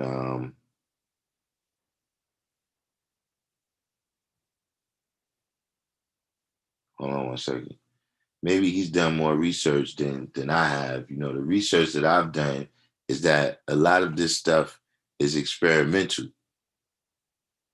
You know what I mean? So, if it's experimental and you really don't know what are the effects of it beyond, 3 months, how long was the trials? Like, when did they start working on the vaccines? You know what I'm saying? When did they start the testing and the trials and all of that? So therefore, you don't have even a year's worth of data about how this works. You know what I mean? At that point, you kind of believing in science, and you got to realize that the scientific method involves trial and error. So I'm not saying that you discount science, that's anything wrong with science, but I'm saying that the scientific method includes trial and error. And then you learn, right? And you improve things, many processes, you know what I'm saying, have been improved. We could take penicillin. You know what I'm saying? DeBar could tell us more about that. But with penicillin, they seen that the long-term effect on it, right, is starting to be negative. Because now they've started to breed bacteria that's resistant to it.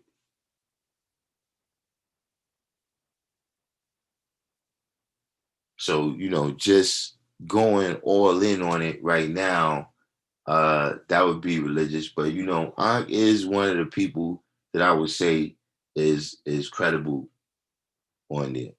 You know what I'm saying? He does a high level of historical and scientific research, but you know,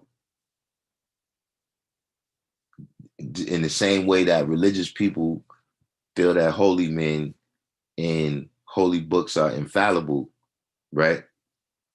You can't get to a level where you think that science is infallible, and uh, at that point, you're dealing with the science of, I mean, the religion of science.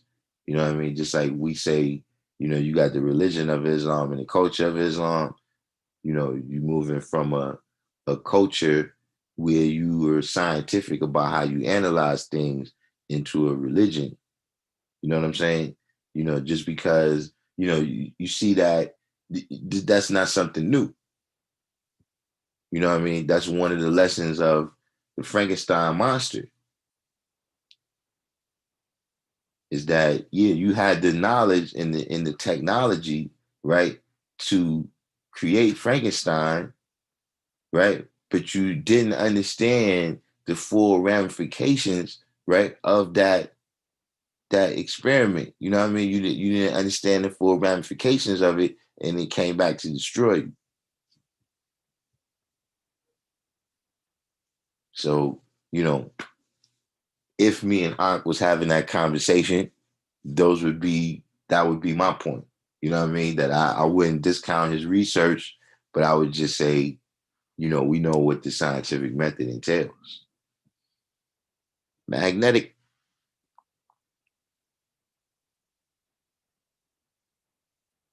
Oh, Polite was on there too. Polite was on there against it, the vaccine, making some strong points, as well as some other Israelites. I'm not too into Sinetta to know the names of it. Also, it was quite a few people, huh?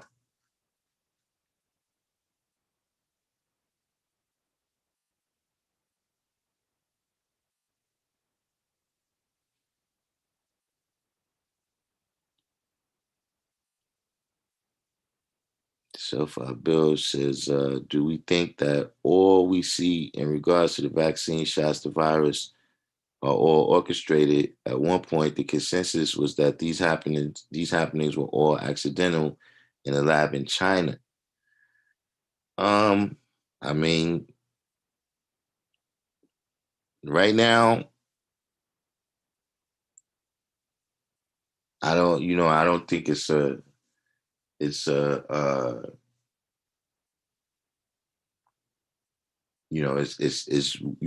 don't know if there's a body of knowledge, right, that, we could look at and say definitively one way or the other,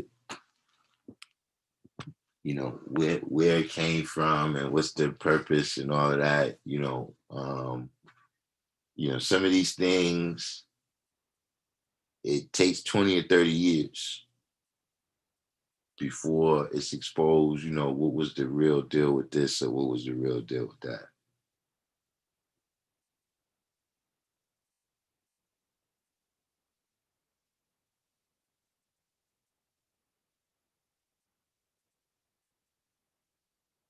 At least for me, you know what I'm saying? My mind is open in terms of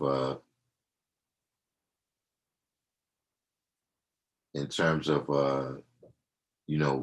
the possibilities with that.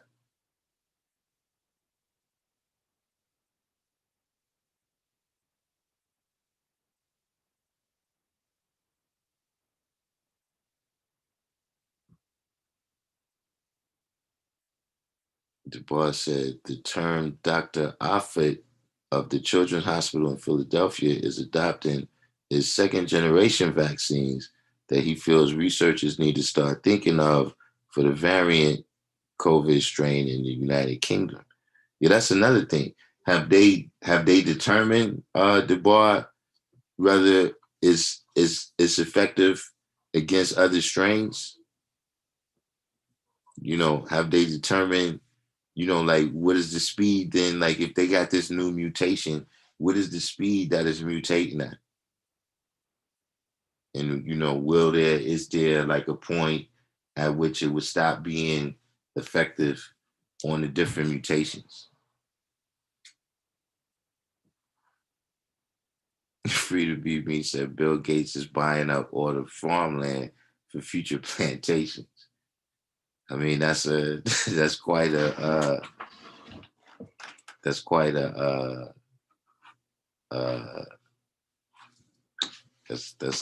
that's quite an assertion right there.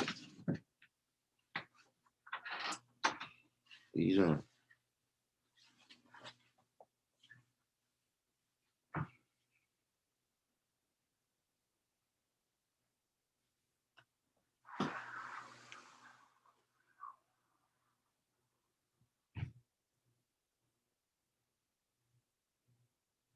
District 120 said everyone was concerned except he all for it because he had COVID, and I guess his experience led him to wanting or pushing the vaccine to be given. I mean, that has been an effect that I've seen. You know what I mean? That a lot of people,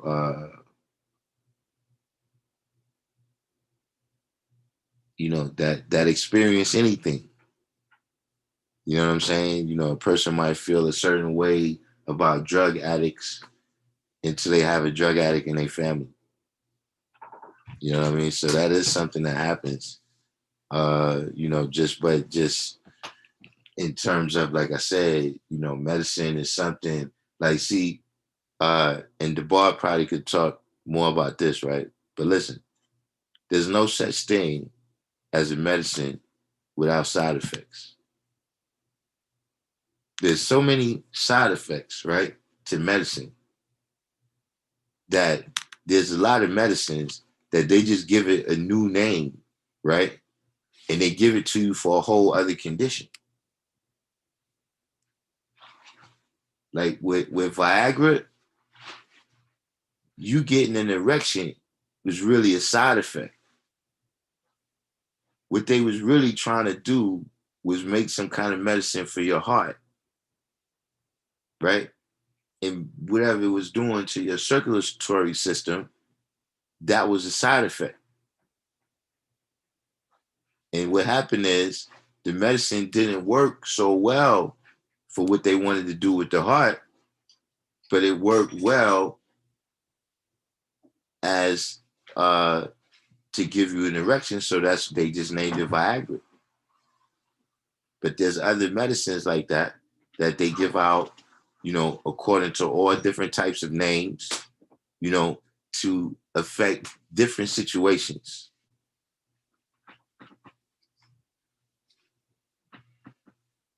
You understand what I'm saying? So for me, that's just a reason where it's like, nah, you know, I wouldn't do that. That's it. That's the reason why, you know, I would be wary about taking the vaccine right now. You know what I mean? Rather you getting it from scientists or not.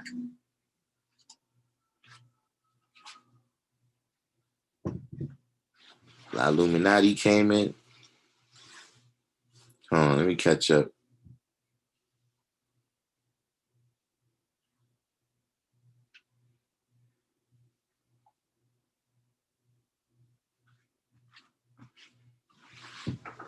Here. Free to be me said we're in a state of emergency and they still playing with the people. So what's the state of emergency? Like what's the, like, you know, it was a state of emergency, like if we have a war or some of that nature, like what's going on right now that is bringing about a state of emergency.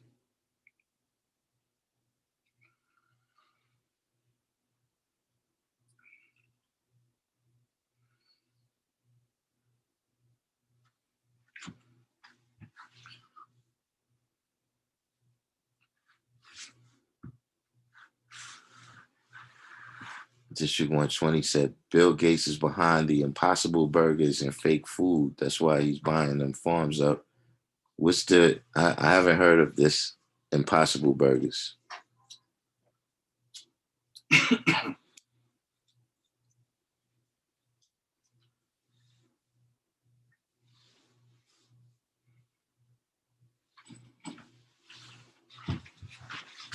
Self-Out Bill said, I'm still under the impression that during the end of 2019, many people were infected and were unaware, and that you might be one of them, having fevers, chills, aches, pains, and never felt like that before in my life. I mean, I'm gonna tell you something. I got my suspicions too. But see, I'm not into conjecture like that. But there's some people that got sick, even somebody that passed away, that I got my suspicions that that could have possibly been it. Like I know somebody that passed away that they was coming back from a trip from overseas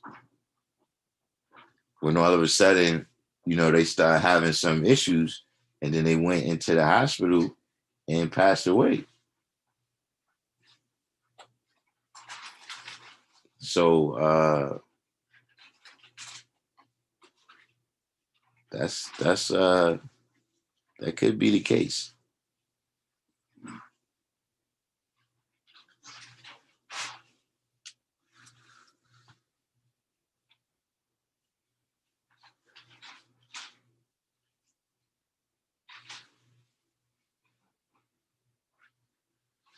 Ron J said, I'm not taking the vaccine, and they may force people to choose between losing their jobs or taking the vaccine. I did see that some companies, like they was already talking about it in one of the airlines. Like they didn't say it was mandatory, but it was like a situation where they was considering if they're gonna make it mandatory. Who do you think is gonna be the if they decide to mandate it, right? Where do you think it'll be the first, you know, because you got some, like healthcare workers, the travel industry, certain professions is kind of more susceptible to it. You know what I mean? When I say transportation, I'm talking about local too. You know what I mean? Bus drivers who, you dealing with thousands of people a day. And those thousands of people is out moving around in the public.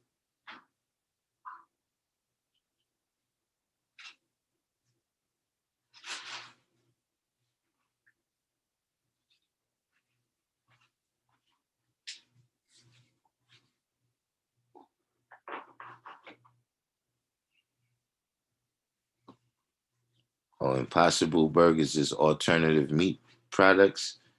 Is that like the meat that they some kind of clone meat or something? Can't recall the exact science, but it was some kind of meat that they was growing like in a petri dish or something.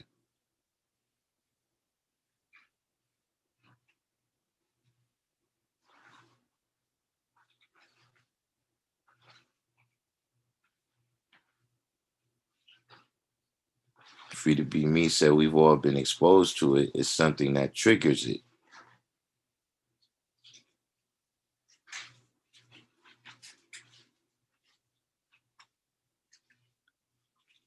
So that was your job, SW? Your job sent you a digital survey asking if you'd be willing to take the vaccine?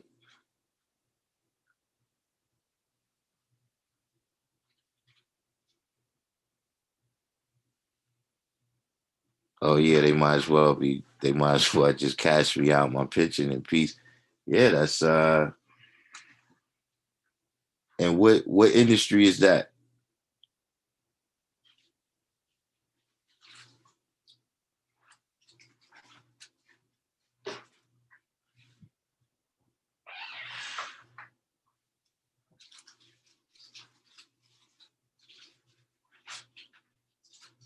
But I could think of a lot of people that they could start doing it. You know what I'm saying? Or maybe they won't force you to do it, but they'll start asking you for it. You know what I'm saying? They'll start asking you for it when when when when when you apply for a job, I'm saying. Ron J said a lot of city workers are Black and Latino, at least low level. They could easily force them with some sort of mandate. Any business run indoors that has close proximity. Yeah, that's what I was just thinking too. That when you deal with like cashiers and jobs like that, that they probably got a little bit of a decent turnover rate where it's always new people coming in. You know what I'm saying? Where, you'll have to provide proof, at least proof of having been tested.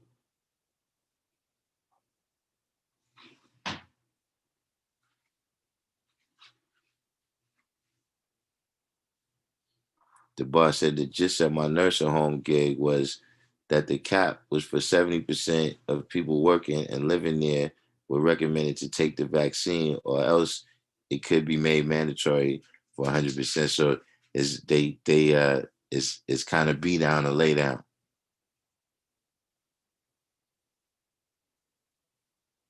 And that's their kind of tactics, man, too. If certain people don't do things, then everybody's gonna suffer.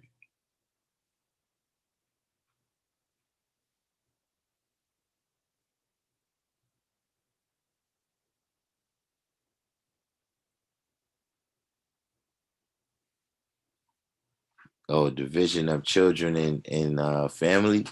Yeah, that's another. Yeah, that's an industry. That's a job right there that I would think would be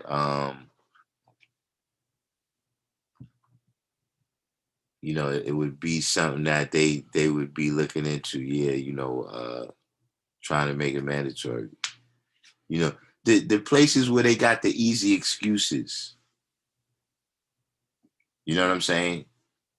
Like it's certain jobs, like taxi cab driver, where they can easily put forth the logic.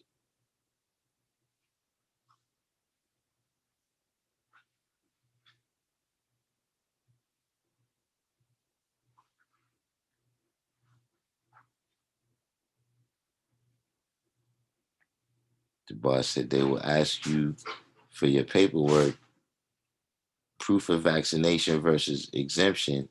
I made a copy of my exemption and can use it to get other work too. No Jamba Juice for me. So Atif said Europe already has a vaccine passport. If you don't have it, you can't travel. Ron J said, in any city, I see the whole city squeezing and taking the vaccine. Suburbs will be different, and that's where the money getters are. So let's do the math. It's added up to no middle class, just rich and poor. I mean, yeah, that will have an impact because, like all the people who quit, like let's say they come to the people and they say, look, you got to take the vaccine or you can't work here, right? Then you're gonna get a lot of people that quit. You know what I'm saying? Like SW said, look, just cash me out now on pension, whatever it is. You know what I'm saying? I take that. Now the new people that they hire, you know what they're gonna tell them? Well, look, we just had a situation with this lockdown, with the economy, it went bad. So we're not able to hire you at those same prices. Like that's what they're already talking about in New York City. Is that whoever's the next mayor that comes in, right? The next governor that comes in, that they got to start to rein in the city budget. They got to bring the city budget down. And so one of one of the automatic targets is the amount of people that's working for the city, and the amount of people that's working for the city and the amount of pensions that they get, or the amount of their pension. So yeah, that's definitely something that I have multiple impacts. They like dealing with that too. They like dealing with bombs that keep going off. Hold on, let me put this. That's the link right there. We oh, so Atif said the Europe vaccine passport is still in the planning phases. Let's see how it works out.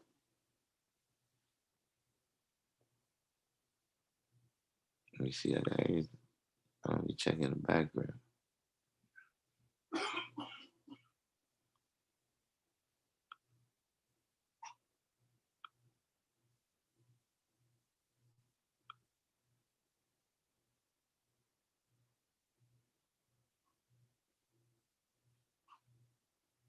So they're making that a priority, but like I said,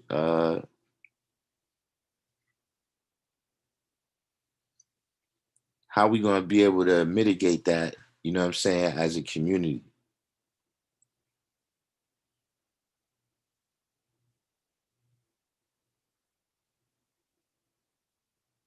Like right now, we manifesting, we sitting there coming up, and we seeing what could be the impacts of this. You know what I'm saying? It's not just gonna be you having a sore spot on your arm. You know what I'm saying? We're talking about economic impacts and all of these things. These are the type of things that, like I said, we got to start putting this, into the agenda.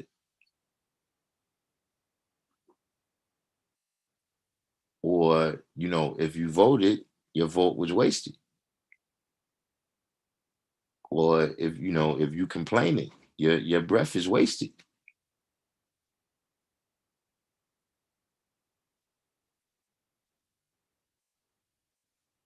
See, sometimes that happens, where just because we understand the problem, we understand the origin of the problem, we understand the people who caused the problem, we understand the where, the when, but we don't come to the point of providing a solution for the problem. And so, you can look down the line, people that we respect greatly. I respect them greatly. Frederick Douglass, Booker T. Washington, Marcus Garvey, Noble Drew Ali, Elijah Muhammad, Martin Luther King, W.B. Du Bois, et cetera, et cetera, et cetera. They was all extremely articulate, right, when it came to vocalizing the problem. You know what I'm saying? Now, a lot of the brothers that I named, they also provided a solution. You know what I'm saying? It worked to varying degrees. You understand what I'm saying? Some was more successful with their solution than others.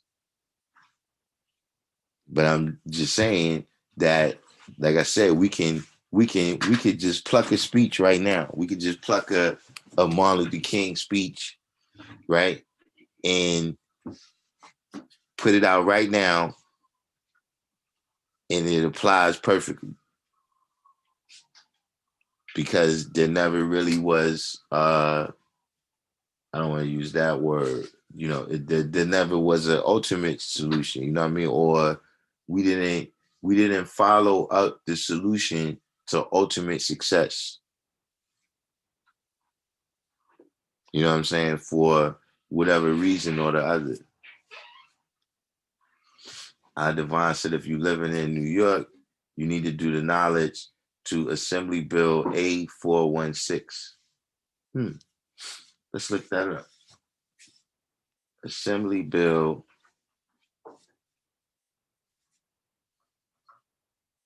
Yeah, yeah.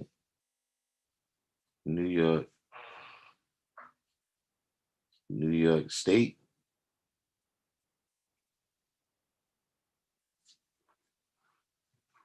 Oh look, it's popular. You didn't even as soon as I put in New York State Assembly Bill 8416 came up. So I guess it's quite a few people paid attention to it.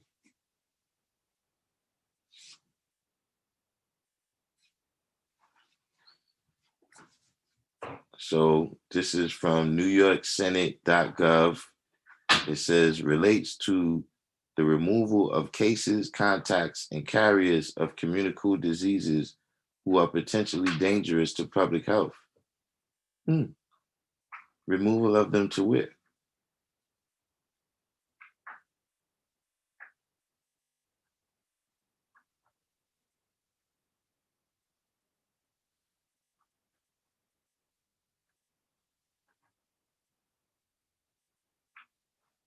Upon determining by clear and convincing evidence that the health of others is or may be endangered by a case, contact, or carrier, or suspected case, contact, or carrier.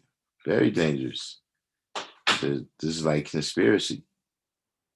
On the opinion of the governor, after consultation with the commissioner, may pose an imminent threat and significant threat to public health, resulting in severe morbidity or high mortality, the governor of his or her delegee, including but not limited to the commissioner or the heads of local health departments, may order the removal and or detention of such a person or of a group of such persons by issuing a single order identifying such person either by name or by reasonably specific description of the individuals or group being detained. Such person or group of persons shall be detained in a medical facility or other appropriate facility or premises designated by the governor or his or her delegee in complying with subdivision 5 of this section.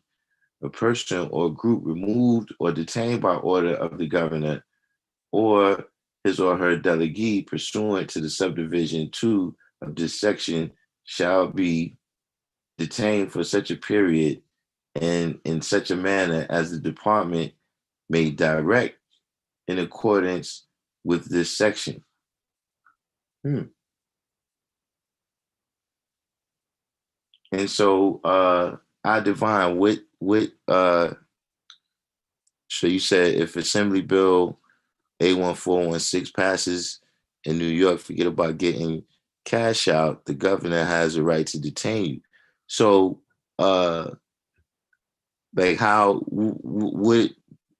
far has this bill advanced towards becoming a law right now?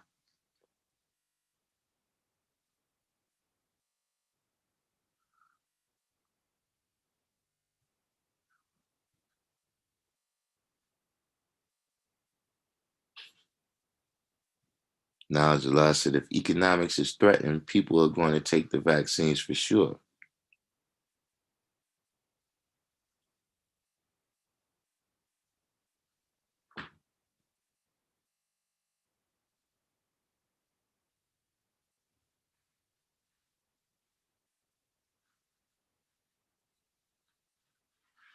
Now, it said in developing solutions, we have to keep in mind that there's no quick fix. We're talking about the effects of a system that took generations to implement. It can't be fixed in a couple of elections.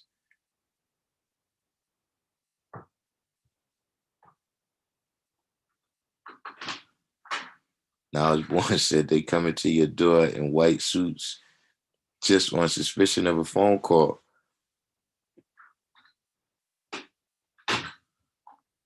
That's you talking about the hazmat suits?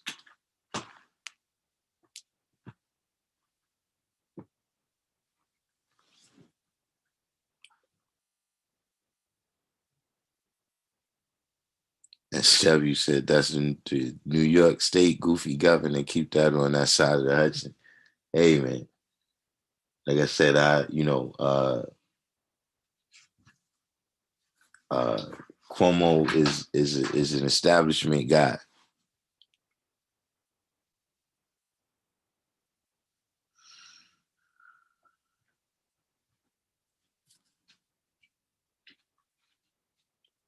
That's pretty much always what he's going to represent.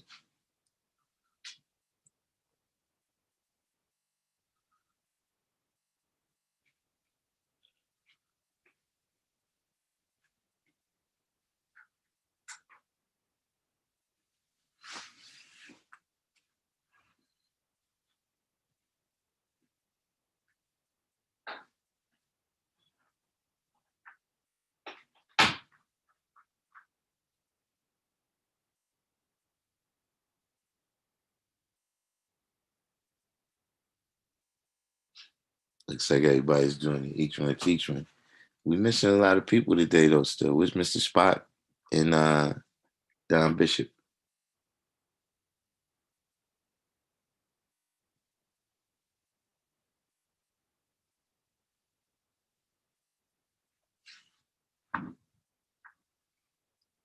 Yeah, now I was born. It's already like a movie.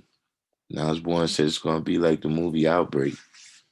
We already in a movie. Like I said, I still haven't decided whether it's a drama or a comedy or action adventure, mystery, horror. That's what the jury is still out on. But you definitely don't need no special effects.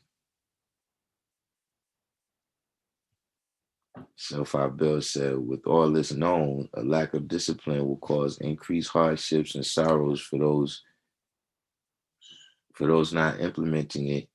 Worrying about a vaccine, but you're not taking care of your health prior, that's another thing. And that's something that Knowledge was just saying is that's something that Knowledge was just saying in terms of, a lot of the people that's being the most affected by it, you know what I'm saying, is people who had long-term conditions.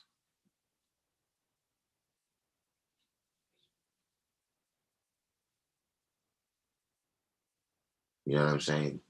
Things that, this is kind of showing you now that the importance, of taking care of yourself in general, you know what I'm saying, your diet, the activity, the exercise that you're getting in, on a long-term level. Because that was something that I heard, DeBar, I don't know if did you hear about how long the vaccine was supposed to be effective for? Because in one report, I had heard that the vaccine was only effective for 3 months. So if it's effective for 3 months, it's possible that you might have to take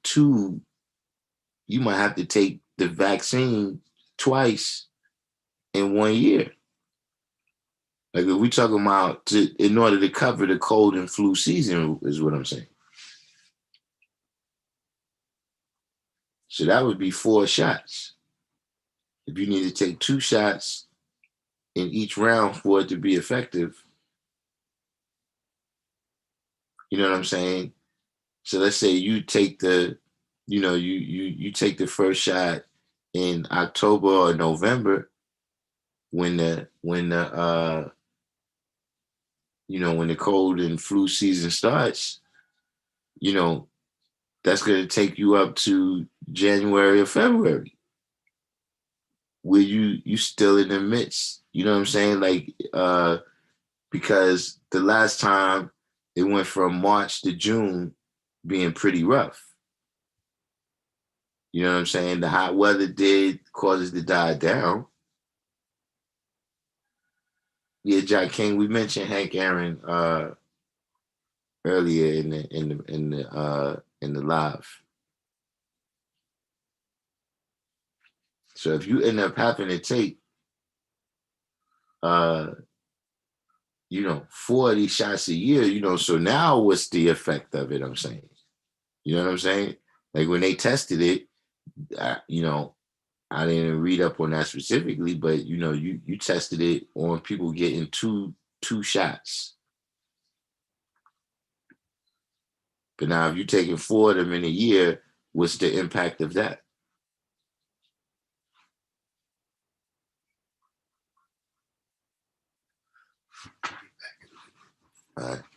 SW says people catching it. There's people catching it shortly after getting vaccinated. It's still flawed. I mean, yeah, the flaw to me is the testing itself. Yeah, everybody's taking it now. It's definitely lab rats, SW.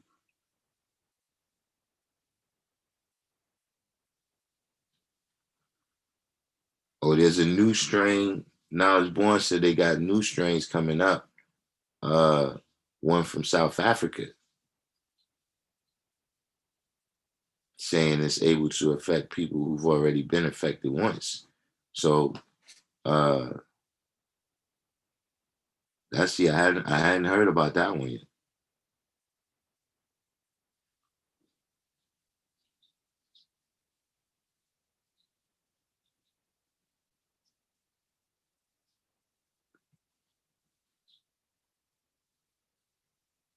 I mean, would you like to come on, Atif, and tell us about the effects of gluten?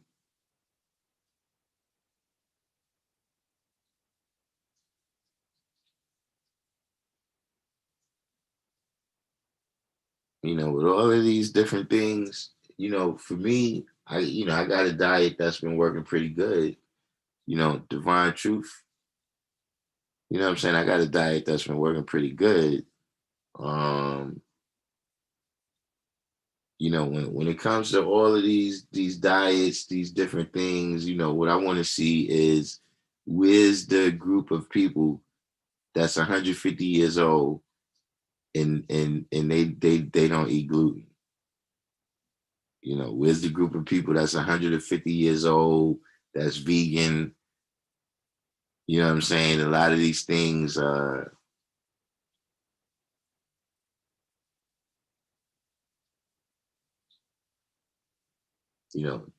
lot of this. See, first of all, just like we saying with the vaccine, a lot of this dietary science, man, is less than 100 years old. The different things that we eating, like, when you're dealing with things in nature, right? Nature is balanced. So you may have something within a food that have a bad impact on you, but you got something else that exists within the food that it balances that negative thing out.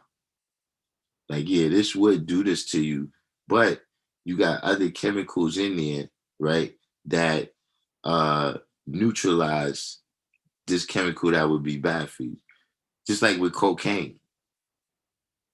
You understand what I'm saying? See, cocaine is the synthesized element, you know what I'm saying? I don't know what the chemical name of it for, but they get it out of the coca leaf, right? Inside of the coca leaf, it's not as potent. So just like the cocaine is refined out of the coca leaf, right? We got a lot of substances that we eat now, the processed, refined foods, right? What they call refined foods that now only contain that chemical. And so it's dangerous. So certain things you might be saying, yeah, it's dangerous, when you eating it straight, in whatever bag or box or can that they sell it to you in the supermarket. But I'm not an expert on dietary law. Like I said, perhaps you could come in and provide brothers with the knowledge, but just to say people don't bear witness to something that's not shown and proven is not really fair. Like somebody could say, I don't build when it's the Santa Claus. I mean, where's Santa Claus?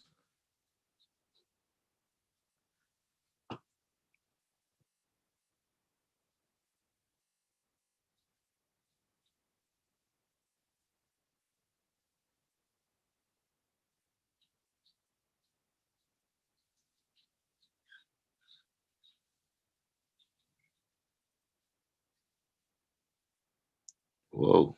Now said I've seen stories where people took the vaccine, caught COVID, and died because the vaccine takes 2 to 3 weeks to kick in and build immunity. You can still catch it within that period. Rome J said, if Biden is still in office, I see there being a more heat resistant strain come this spring summer. Yeah, that would be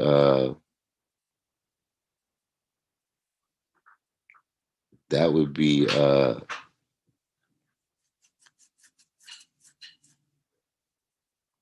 that would definitely up the ante. So Nala says right now, possibly 4 strains. The one that's been in the news this week is said to be more contagious and deadly.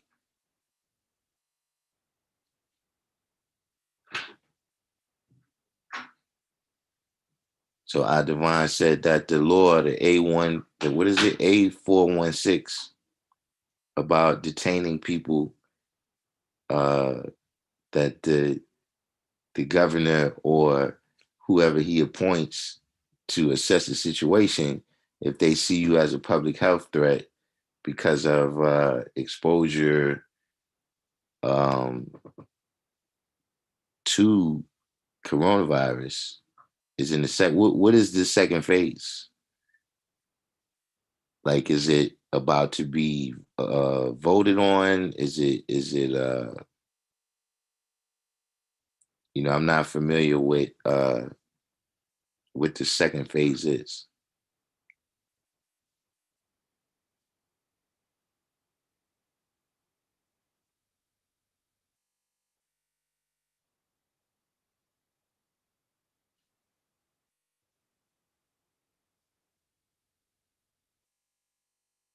But that is, I mean, that's something that I heard about. You know what I'm saying? I didn't know the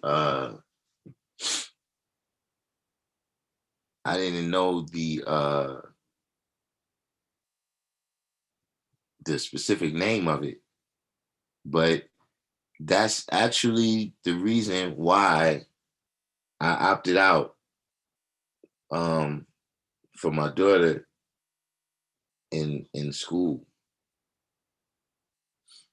When they started saying that they wanted to be testing the kids, like they was talking about taking the testing in the schools in the overdrive.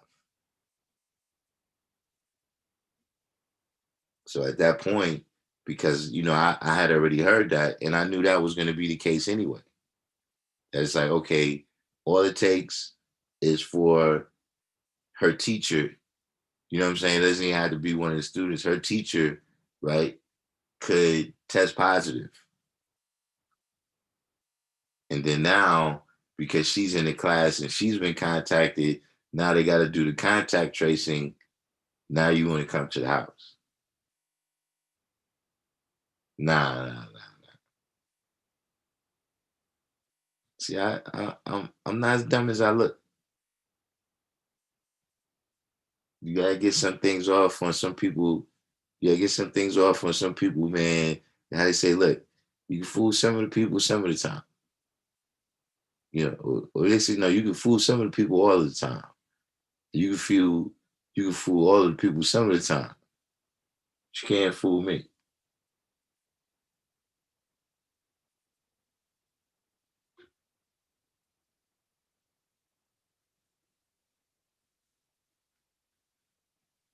Smell good, said the Capital Beltway is jumping tonight. What you mean?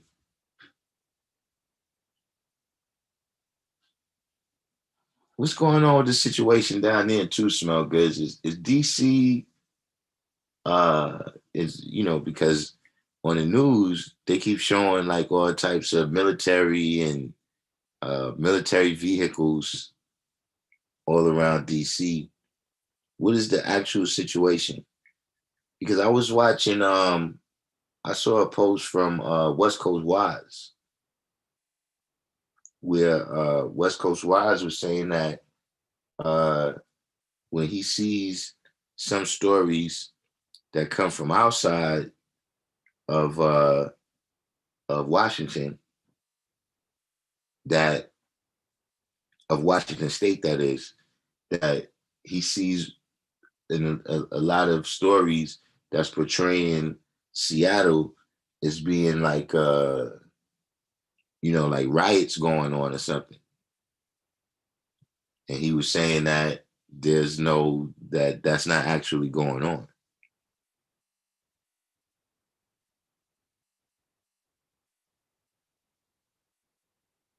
There's a lot of traffic. Jason, can anyone recall the name of the vaccine that years later they realized was causing a higher rate of autism? I don't think it was, they never admitted that it was a vaccine. There was something that was in the vaccine. Was it mercury? There was something that was in the vaccine, but then they say that they stopped using that.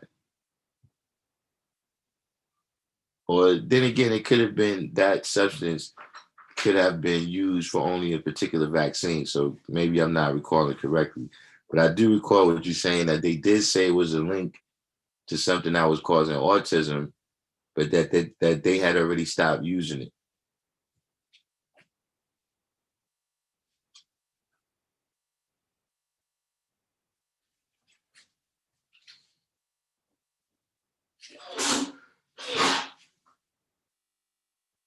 Yeah, I don't know if you want to drive downtown and talk to the National Guard right now.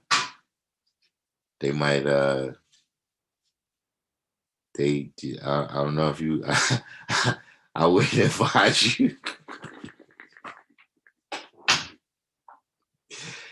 I would say stay away from the National Guard right now.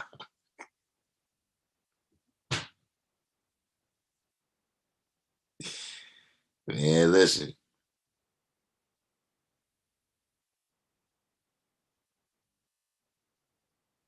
Yeah, you're right about that.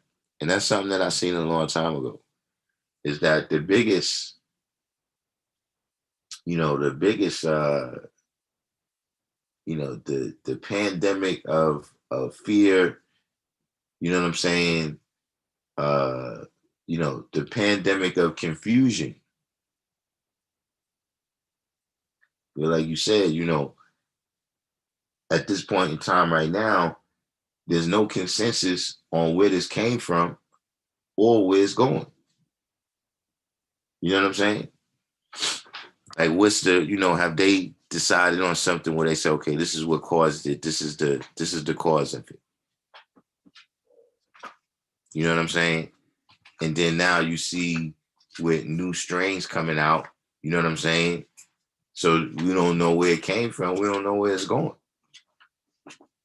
You know what I'm saying? We don't know what's going on with the the vaccines, how effective it is, how dangerous it is. We don't know what's going on with the economy. You know what I'm saying? All of these different things. So that, that pandemic is definitely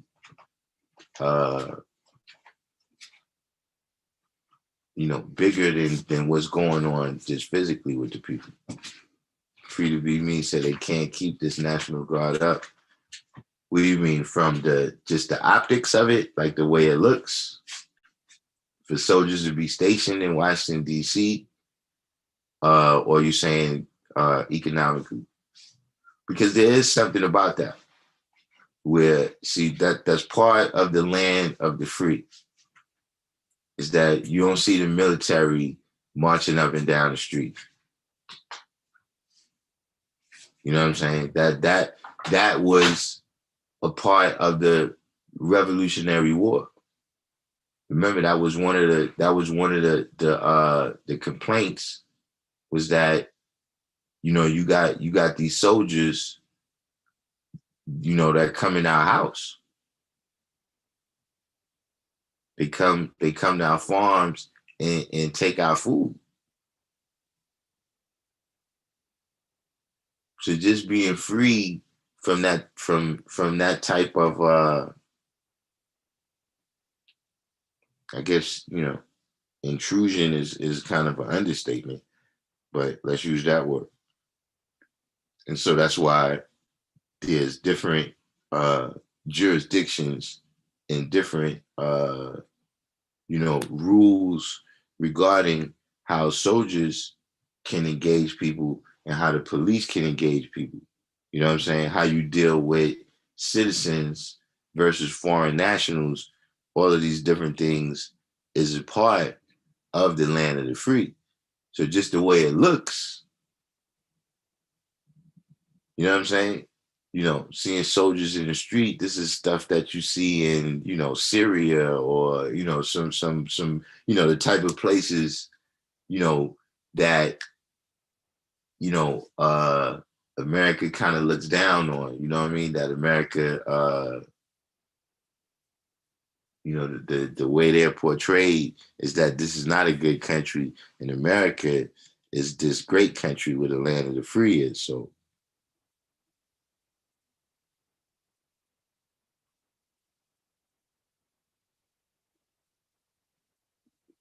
Dartmouth says Seattle is supposed to be so-called sacred land. To who? Like, who gave? Were you saying that? Like, that's not the 5% name.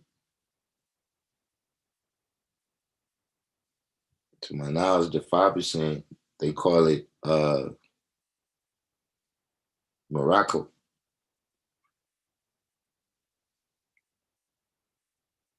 So you think Free to Be Me is saying that he thinks economically they won't be able to keep it up? With the economics, they can keep it up, as long as the illusion exists. You know what I'm saying? I'm talking about in the minds of the people, meaning that, you go in your pocket, right? You got 2 pieces of paper, for in all ways, not in all ways, but, I'm saying in terms of the how big the paper is, the square inches of the paper, the ink that's used on the paper, the weight of the paper, all of these things is the same. The difference is that one has a 1 written on it, and the other one has a 5 and a 0 written on it. And somehow in our minds, one is worth more than the other one. Even though they made out of the same substance, they went through the same process to be made, they came from the same people, et cetera, et cetera. But because of that number on it, right, we say one is worth more than the other one.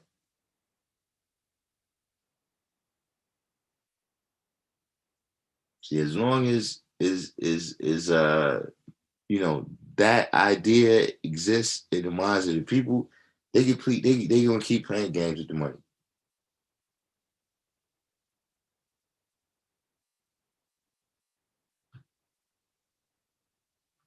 The only thing, well, I ain't gonna say the only thing,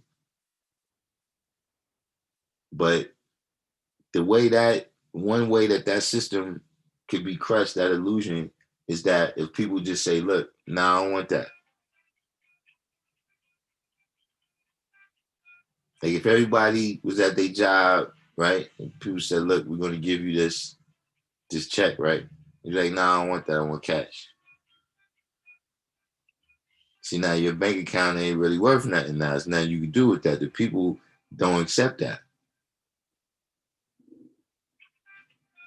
So by the same token, if people said, "Nah, look, I don't want that. I don't want that money. I want land." You know what I'm saying? Or I want gold, or whatever the thing is that people choose. I want Bitcoin. See, that's what they talk about when they always say it's the confidence in the system. I mean that people lost the confidence. Like, no, that's not worth what you telling me. That's not worth the labor that I traded you for. I want something of absolute worth now. But as long as, the just like people were saying, the economic situation is, as long as people is in a situation where you need those papers, right? Whether it's an illusion or not, that one is worth more than the other because it got 50 on it and the other one got one on it, right? As long as they have the people caught in that system. See, that's what makes things difficult. See, we could look at welfare the same way. Is that we know is having a negative effect, right, on our community as a whole. But at the same time, right, we can't we don't have the confidence that it takes to just turn away from it, because there's too many people that have come to depend on it. You see what I'm saying? So we can say, yeah, welfare is bad for our community, but can you really, you know, just dealing with the science and mathematics, can you really destroy that without having something to replace it with? You know what I'm saying? Without having, at least in the short term, an even worse effect than the effect of the effect that the welfare is having right now.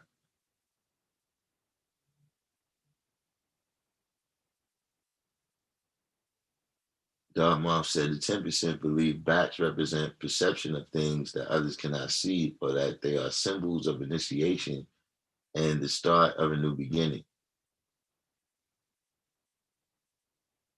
I'm saying we tie that in. Add on to did I say something before that led up to you saying that? Free to be me says 25,000 troops is overkill. People helping feed the National Guards. They got 25,000 troops in DC?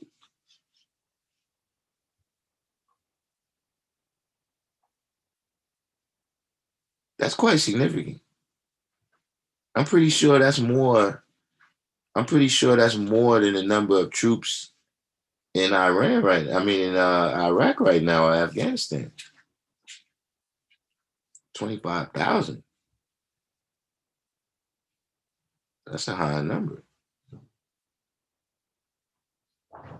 Jay said, I don't know if DC is using much of its own military. If you recall, each state has its own National Guard, i.e. their own army. Only a couple states sent their National Guards. I see those states as suspect. New York sent. Yeah, that's what I was about to say. Did Cuomo send? Cuomo sent like 10,000 or 1,000. Cuomo's the type of person to send. He sent. You can fact check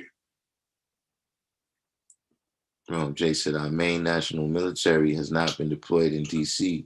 Something to look at. Yeah, because there's something to that in terms of how they have to deal with domestic issues, you know what I'm saying, and foreign nationals.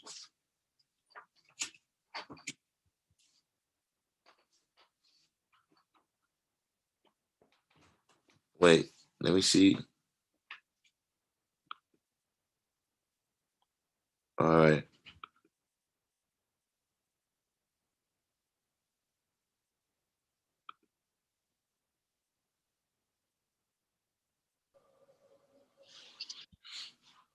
So,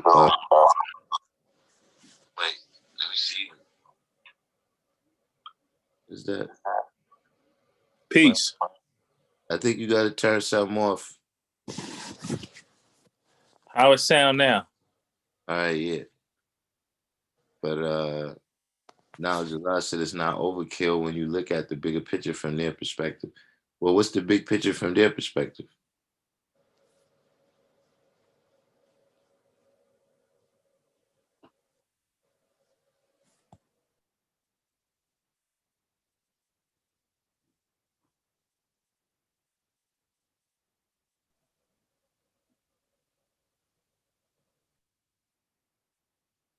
I don't know what you did, but now I can't hear you at all.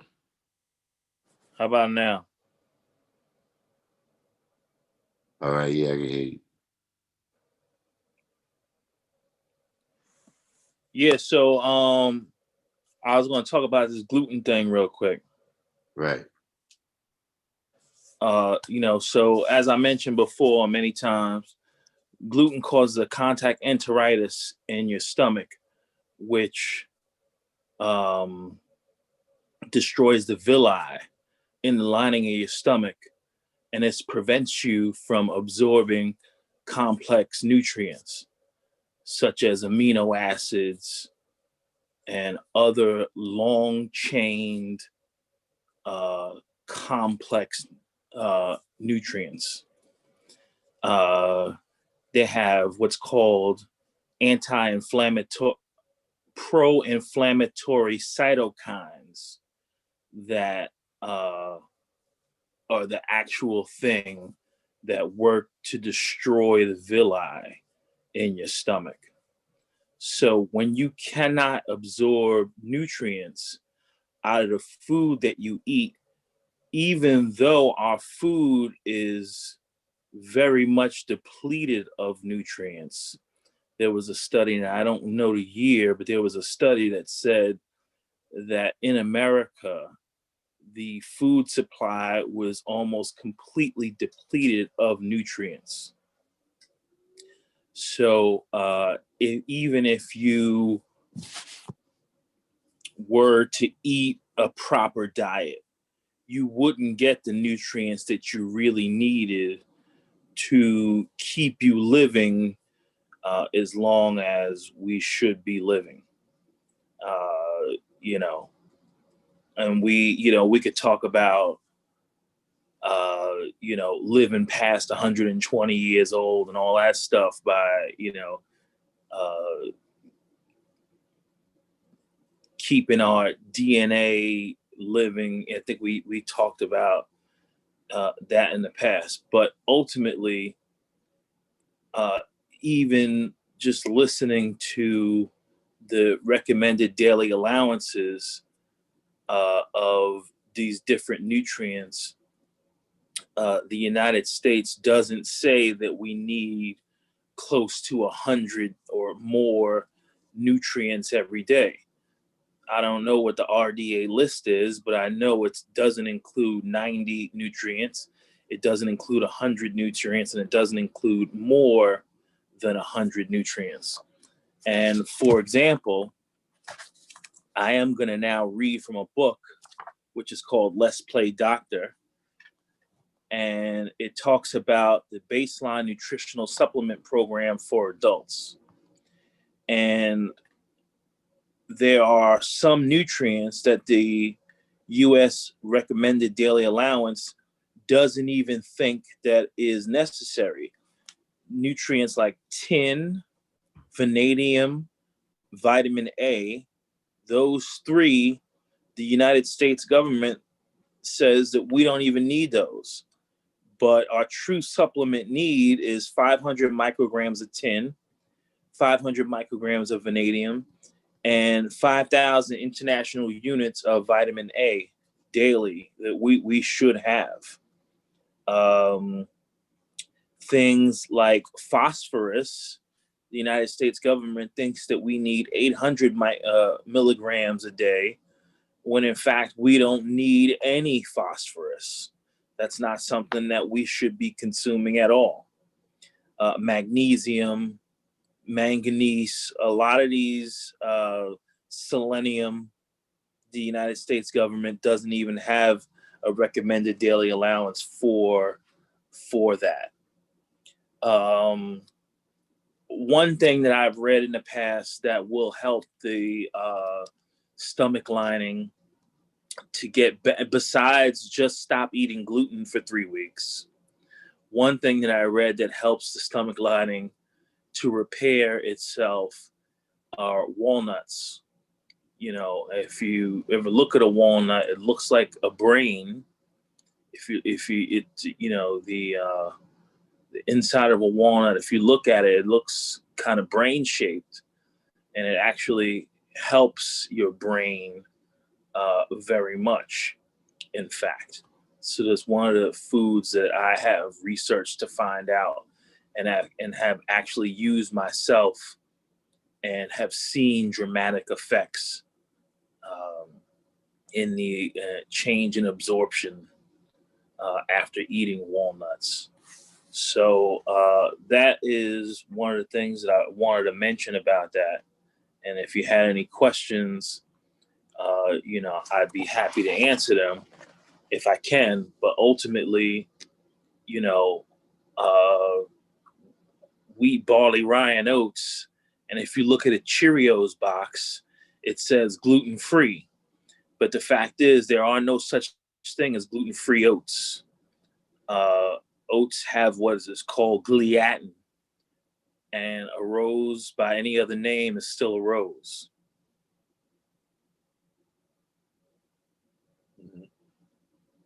So how is the gluten? You just said oats in is one way. So you talking about the refined oats that we get in, or you just saying oats in general? Oats in general have gluten. Wheat has gluten. Barley has gluten. Rye has gluten. So if we get rid of those items out of our diets, we can more readily absorb nutrients that may be in our foods or may be in our supplements or may be in the drugs that are prescribed by the companies, etc. For example, sometimes, someone will, I don't support taking any drugs, right? Any pharmaceutical drugs. But sometimes someone will be prescribed a pharmaceutical drug and they'll go to the doctor and they'll say, that drug didn't work. Well, it didn't work because you couldn't absorb it. Even though the pharmaceutical drugs are designed to trick your body, they're not designed to heal you. They're designed to trick your body. So, you watch TV and they have drugs for psoriasis. Well, any skin condition is caused by a gluten problem. Your stomach is causing that skin condition that you have. But they have drugs that they'll give you to block the inflammation that's going to occur. And that drug may not work. Well, why does the drug not work? Because you can't even absorb that drug because your intestines are so jacked up. You're going to just, pass the entire pill in your stool. You're not going to absorb any of it. And so basically this is saying that you shouldn't eat bread. I mean, don't most grains have gluten? Yeah, well, apparently, from what I was told, before the 50s or so, they used to make bread out of tapioca. And then tapioca got too expensive to make bread out of. So then they started using wheat. That's, I don't know how accurate that is. but that Yeah, was the reason. What's when that? was this? When was this that they used to make it out of tapioca? I was told prior to 1950, but certainly wheat has not been something that humans have been consuming throughout history. Wheat, I noticed that we had wheat pennies and things like that. Wheat is not an item that humans are to consume. Wheat is only to be consumed by animals that have 4-chambered stomachs. They can digest it. We cannot. You said who could digest it again? Animals that have 4-chambered stomachs, like cows. There's several animals that have 4-chambered stomachs. Well, okay, but I'm saying now, wheat, isn't wheat one of the oldest domesticated plants? It might be, but it doesn't mean that we were supposed to eat it. We had domesticated animals that we had to feed, and that's who it's for. Horses. I'm saying, you saying that that's what they was doing 5,000 years ago? Let me give you an example. There's Native Americans all over the United States, and there's one tribe of Native Americans. I wish I want to call them the Pimas, but I don't know if that's actual fact. But there's one tribe in the United States that still, and I gotta come back to you with the information on them, but they still eat wild rice, while every other tribe converted to wheat when the white man came, and the white man converted them to wheat. Now, all of these Native American tribes that converted to wheat have the highest indices of coronavirus, except there's one tribe that only still eats wild rice that they grow. They're the only ones that have no deaths from coronavirus.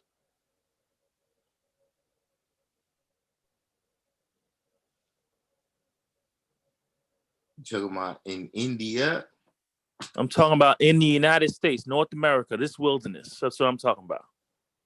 That there's one tribe of Indians who have had no deaths from... Only one tribe. And that particular tribe is the tribe that never converted to eating wheat. They're the only tribe that still eats the wild rice that they have traditionally grown.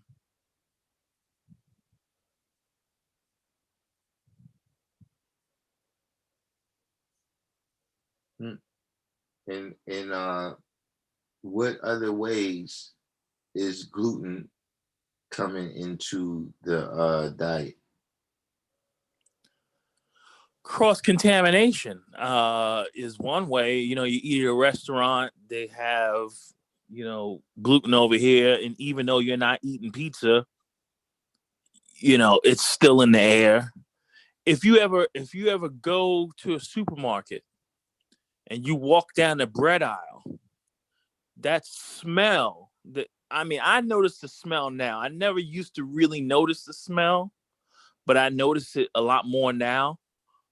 If you walk down the bread aisle, you're gonna smell a distinct thing that gets into your nose, and that's that gluten.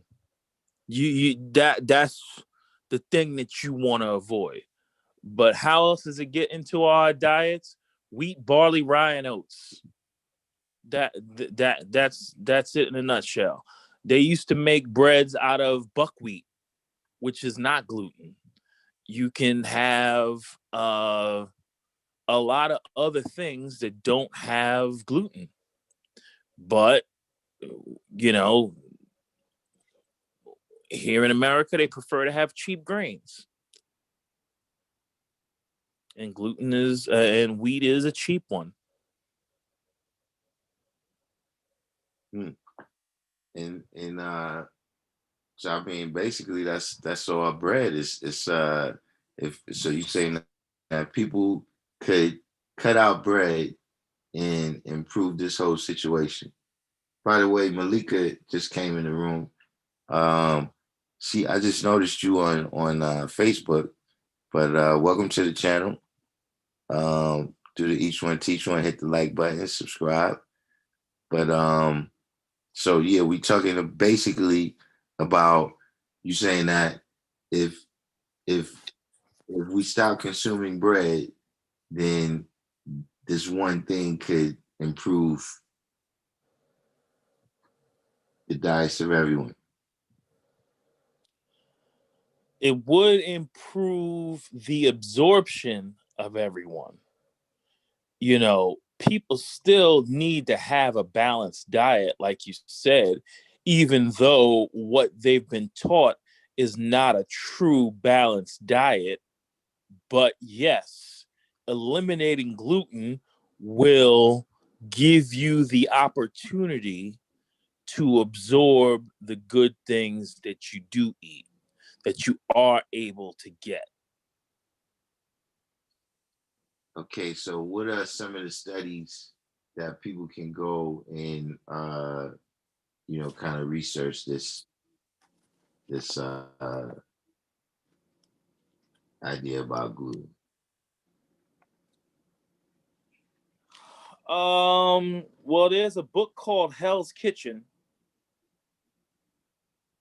and that pretty much talks all about gluten and what really causes the true cause of obesity.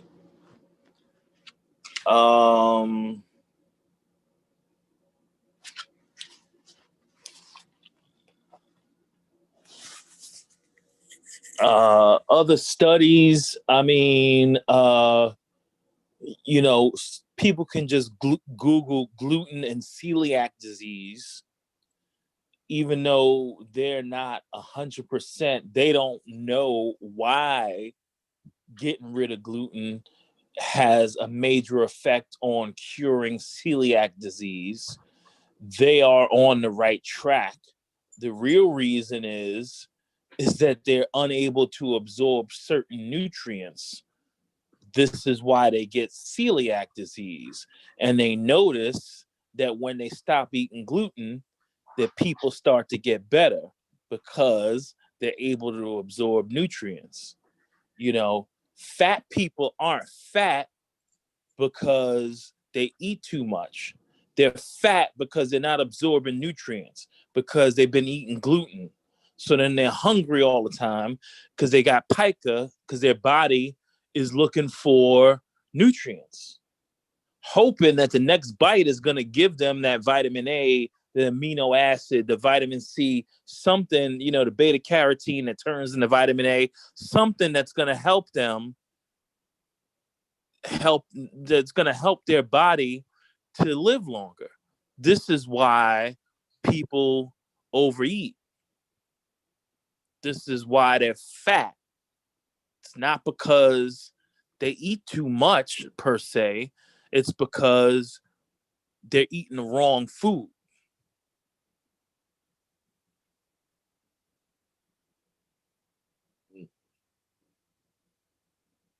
Well, you imparted that knowledge right there.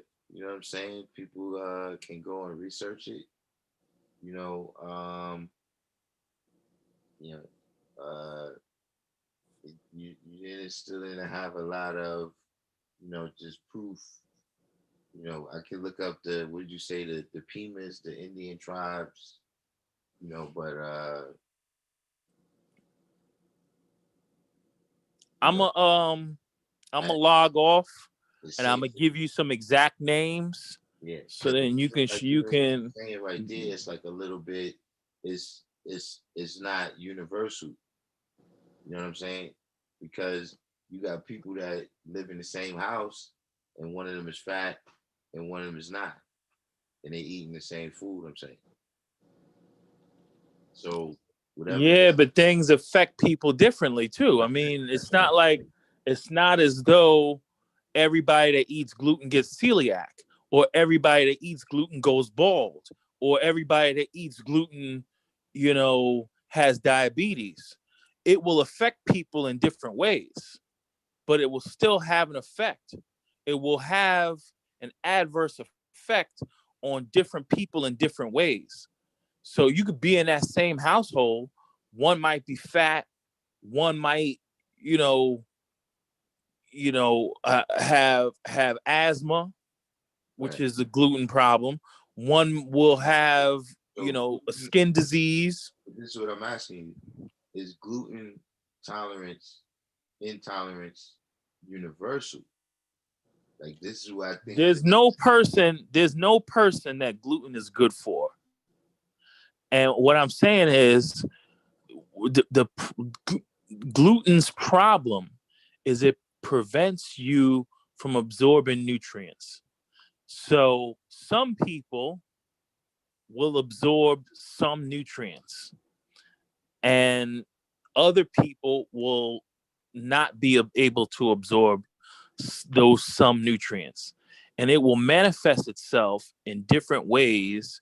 And the problem of nutritional deficiency will manifest itself in different ways in different people.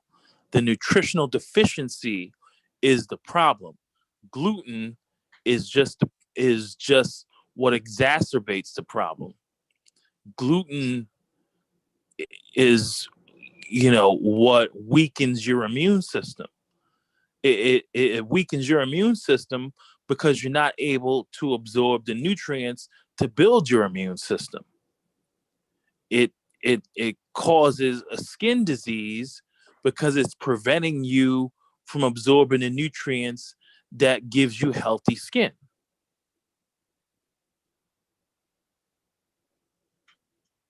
And how did you embark on this how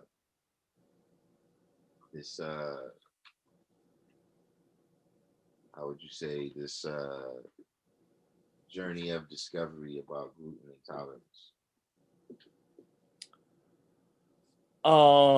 Well, it came as a secondary thing when I was living in Now Just. I had a lot of back pain, and I wasn't able to play ball. I wasn't able to do a lot of things, and I read a little bit. And I would always listening to late night radio. I was listening to George Norrie one night, and Oh, he had on he had on. no, wait a minute. Yeah, listen, guy, you got George to Norris? listen. The source, you see, look, Wait a minute, look, look. Hey, I'm just telling you, guy. I mean, look, you know. Wait a minute, man. You George Norrie. I mean, George Norrie wasn't the one talking about it, but he had a guest on that was talking about it. Oh man. Oh, See man. that kind of throws this in, there's some things,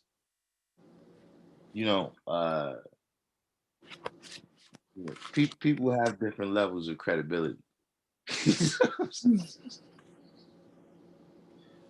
George Norrie doesn't have a high level of credibility. Yeah, but for some things, he actually know what he's talking about. Just some things he happened to do. I'm looking up mucus here in my book here.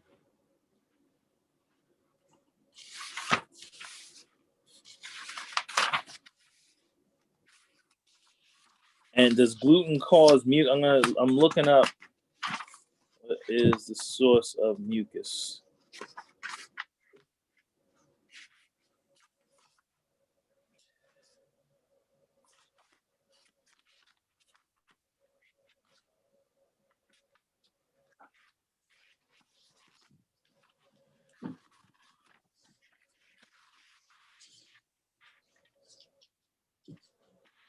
Anyway, so Dr. Joe Wallach was on the show. Mucoviscidosis.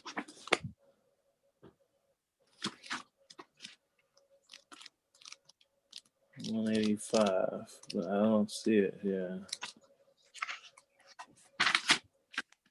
You want me to tell you one thing? I like it. It makes me wary, right, about a lot of these new things that people come up with.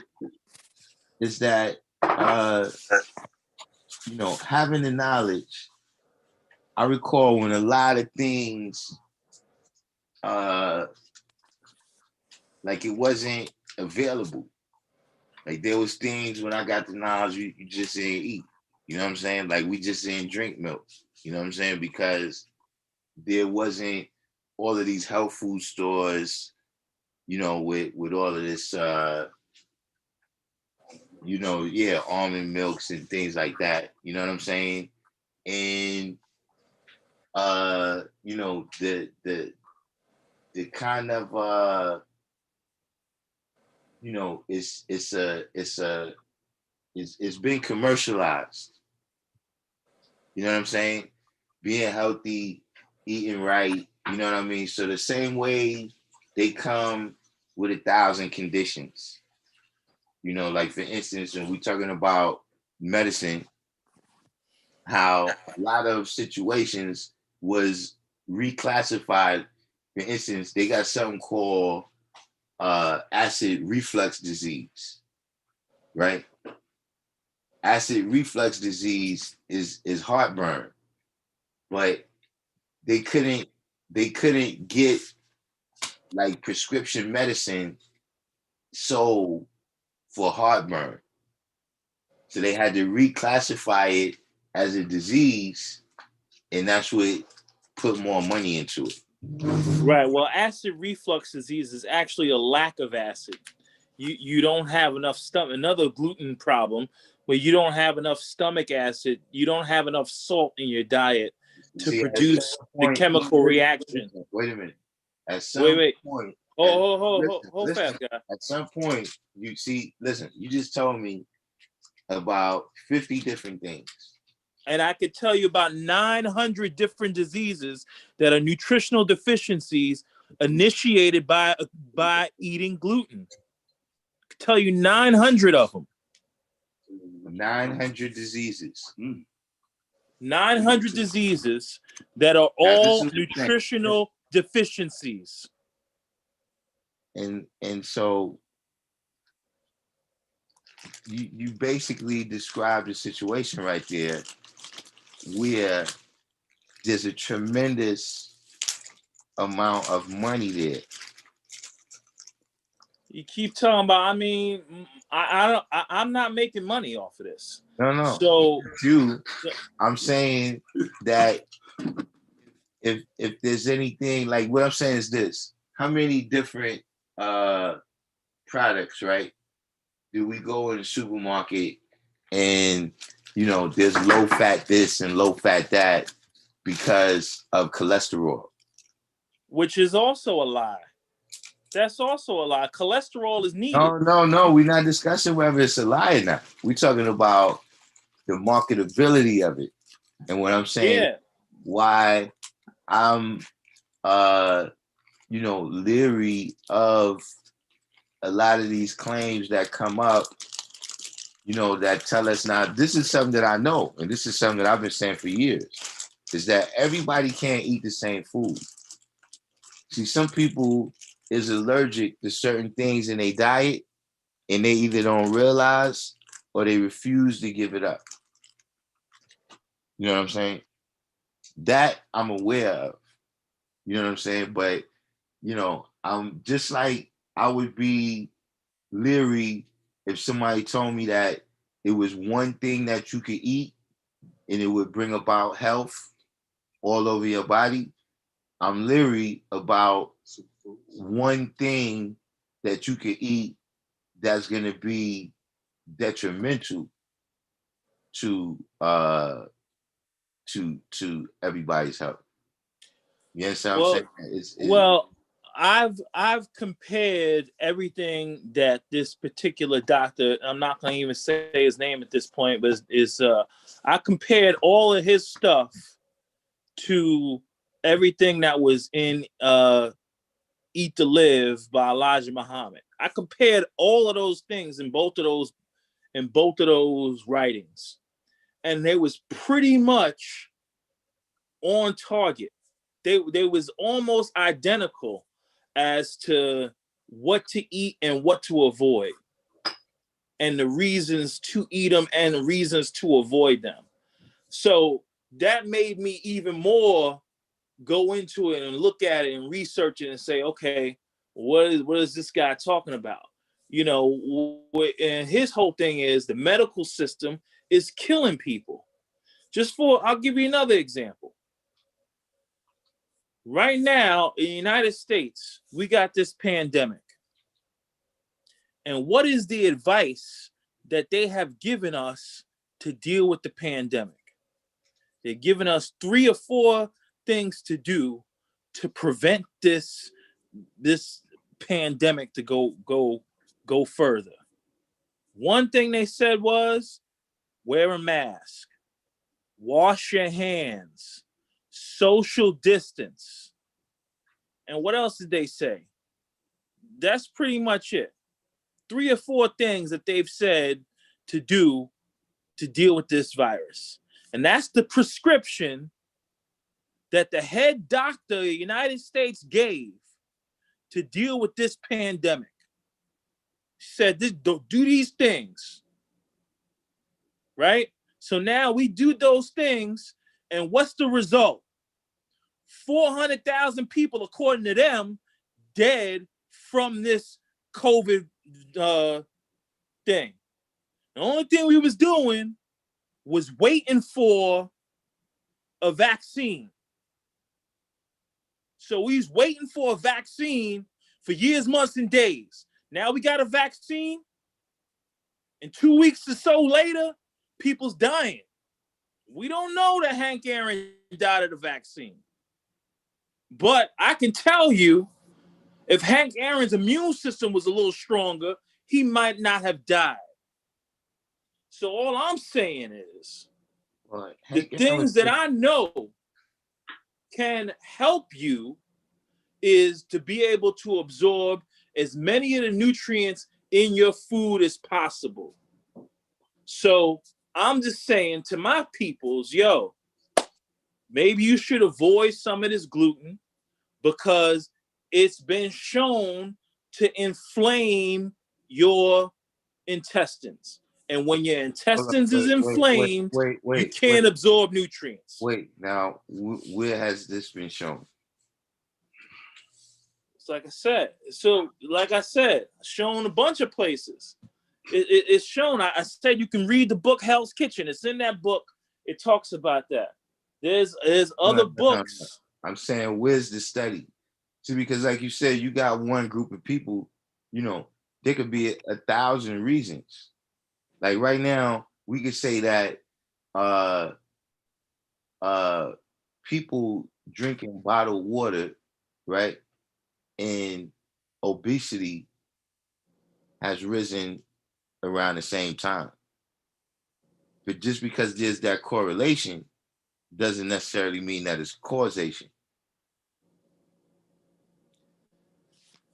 Well, you know, there are a number of books. You know, there are quite a number of books that I can reference to you. So, you know, you asking for a study, and I'm saying there's certain books that you can use. Yeah, that's not really a study. Like, you know, I could look. Okay, let me give you one example. Holy Bible. Let me give you one example. This book, Diseases of Exotic Animals,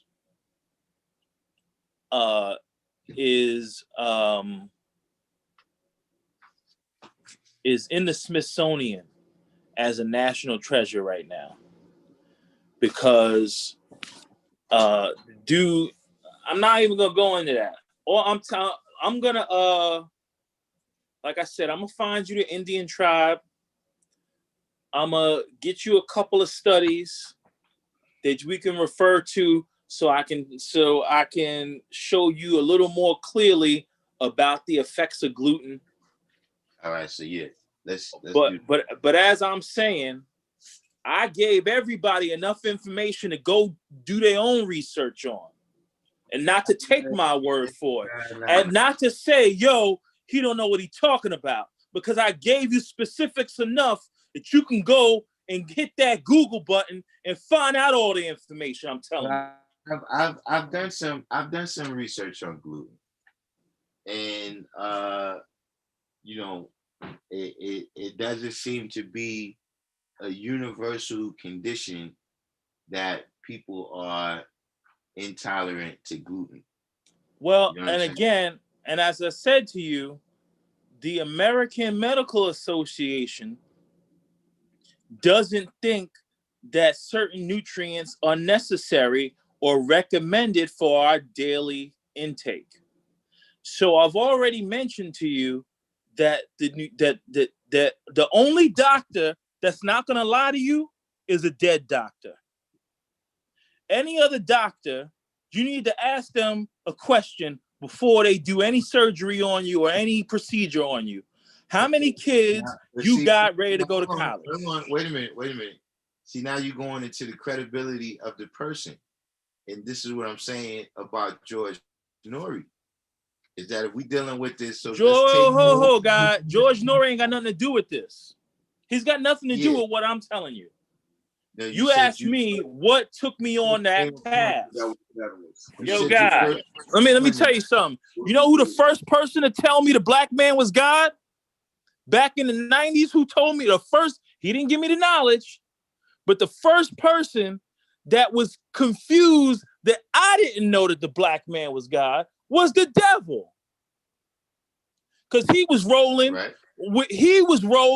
with Brand Nubian in them. Okay, now let me ask you a question. Why didn't you saying that him being white, right? That didn't have anything to do with you saying, all right, this guy, I don't know what he's talking about?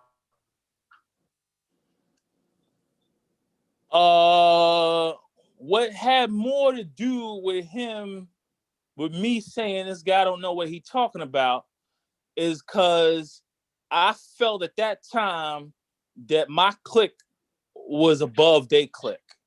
So what they was doing, I didn't find that what they was doing was as fly as what I was doing.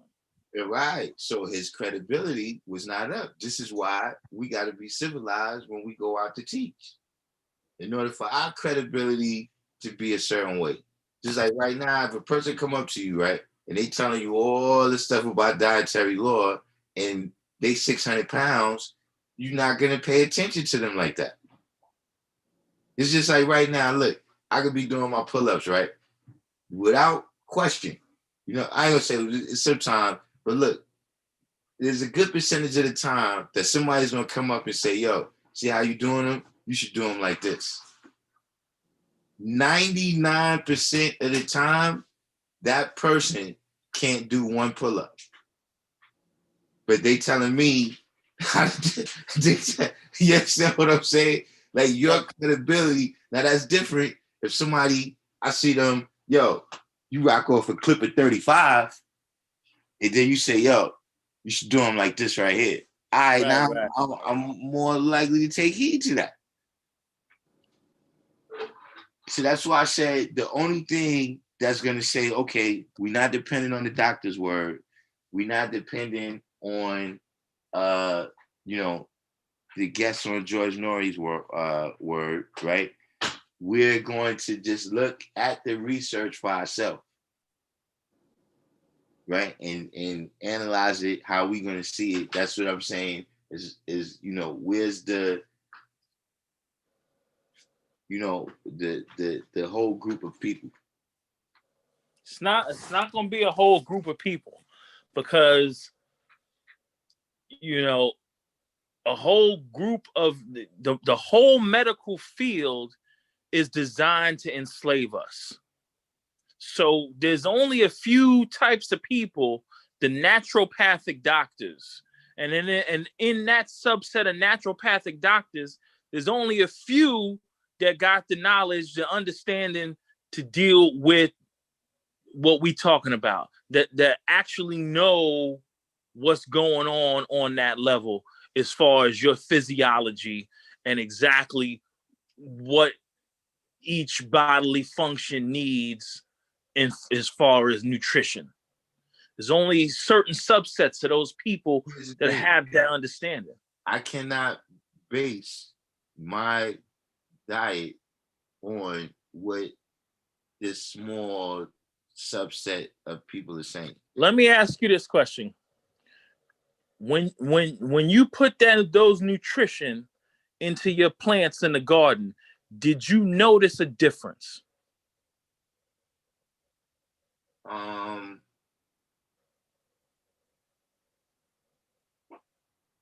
I mean, it's that's difficult because we already put so much stuff in there. You know what I mean? It wasn't like the plants was really suffering before. You know what I'm saying? Things that we put on that was already thriving continued to thrive. But it didn't like we had some problems with the what was that we had over there? The broccoli. It didn't solve the problems with the broccoli.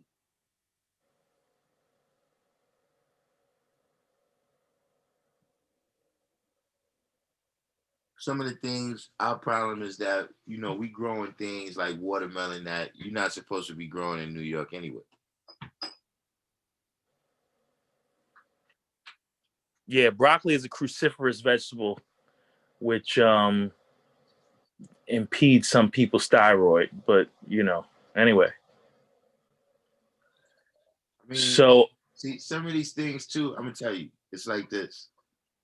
Every exercise you do, right? Like let's say you do squats, right? You got people that says, yo, you're gonna mess up your knees like that. There's multiple effects to everything you do. You know what I'm saying? There's people that say, yo, don't do dips because you're gonna mess up your shoulders like that. But guess what?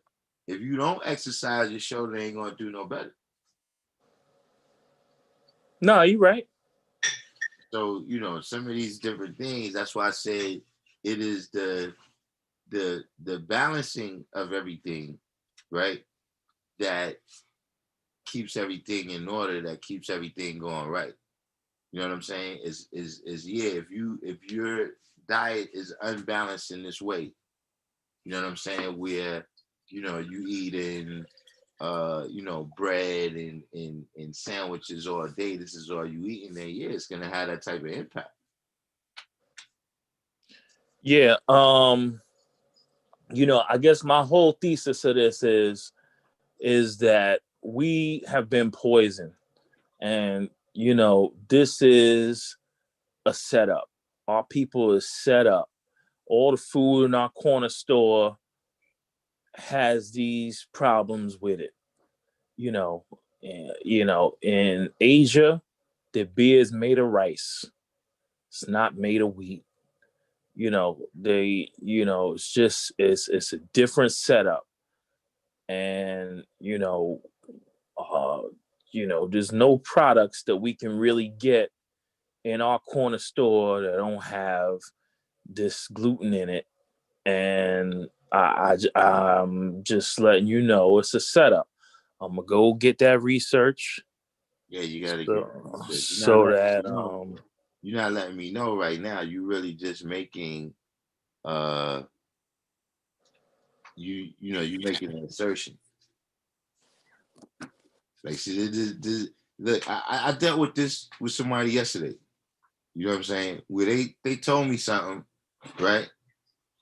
And then I didn't agree with them, and then they told me again. You know what I'm saying? And it's like you just said the same thing, but louder. You didn't really go into the proof. You didn't really break it down. You know what I'm saying? There's no, like you told me what the condition is, how it arises and all that. But, in terms of saying, look, there's all of these dead people right here. And you know what they had in common? A high level of gluten in their diet. Or there's all of these healthy people over here. Whoa. What I said is that it's the nutritional deficiency that causes the disease or death. I got that part. But what I'm saying is that you can, just like right now, they know that refined sugar, right, this is the cause. It's not, you don't eat a packet of sugar and die, but the sugar gets converted into fat. You know what I'm saying? It has an impact in terms of the level of energy in your blood going up and down at too fast of a rate. And so your body can't regulate it. You get conditions. I understand that part. Wait. But the sugar in your blood being a problem is a chromium deficiency. Atif, it's also you eating sugar. You eating sugar, but No, I'm just mentioning to you. Stop. 1 minute. You eating sugar, right? People eating processed foods, right? People just being used to the taste of sugar, right? That's what's causing it. Now you can tell me all about the chromium deficiency, but if you're deficient in chromium and you're not eating candy and you're not eating processed foods all day, you're not gonna have that problem. You could be born with a chromium deficiency and be a type 1 diabetic. Yeah, but you still have to trigger that. No. Type 1, type 2, you trigger. Type 1, you're born with and you can't get rid of. Type 2, you trigger and can get rid of. But you can control it. You can stop yourself. You can stop yourself from passing out. Yeah, type 1. Dying. Yeah, yes, you can have a better life than, yes, you can. You can. With chromium and other nutrients, yes, you can live a better life. I mean, but you'll never get rid of that type 1. As far as it's known right now. And as far as what is known? As far as it's medically known right now, you cannot get rid of type 1. No, but the manifestations of it. Like you got people with all types of things right now, but they don't manifest itself in illness and death.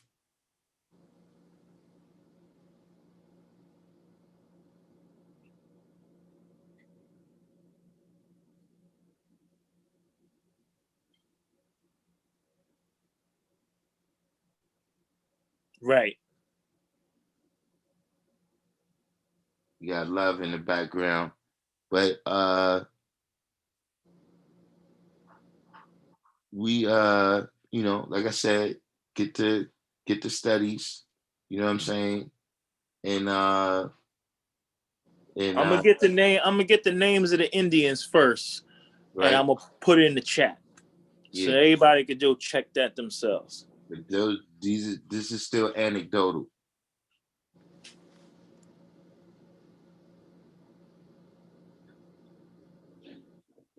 You can go to the CIA fact book and see what the diets of different people are. I'm telling you, well, that's all we got to fight this thing right now. Is anecdotal. Only thing we got right now is that we compare northern India and southern India.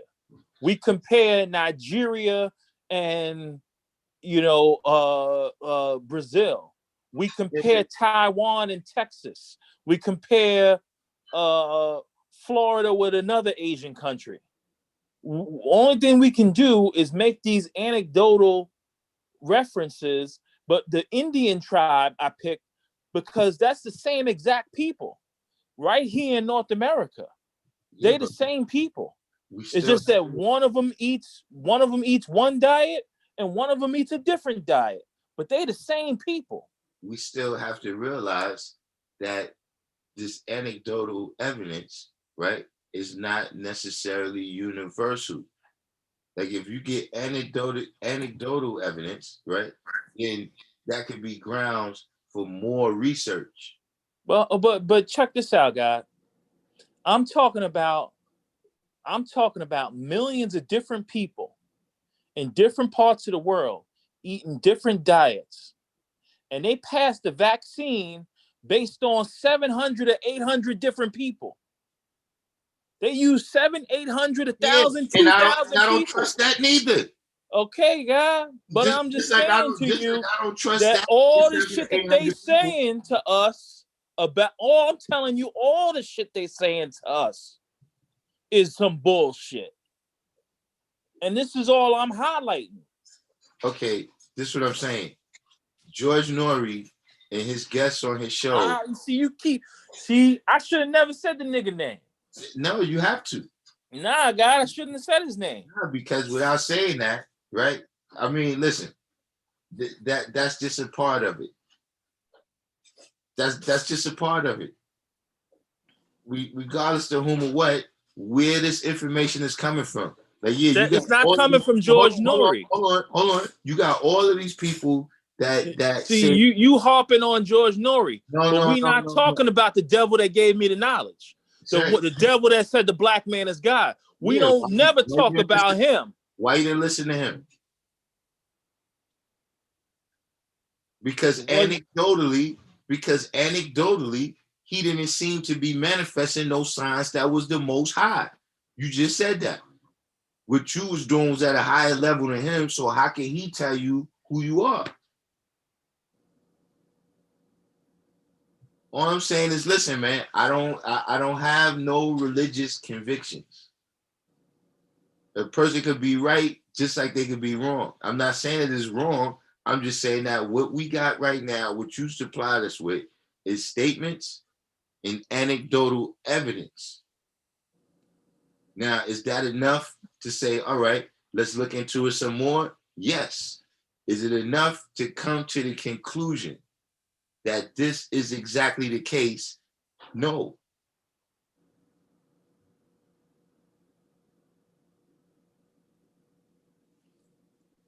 And I agree with that.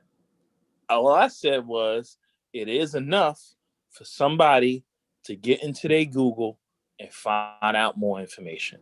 But I'm also going to do my job and supply more information. Is that my Google, right? You know, my research on it says that it's not a universal condition.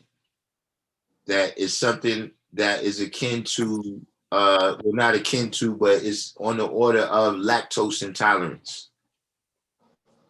You know, it's not a universal thing. Right. And I hear what you're saying. And I'm gonna show you in some manner that wheat, barley, rye, and oats should only be eaten by animals that have 4 stomachs.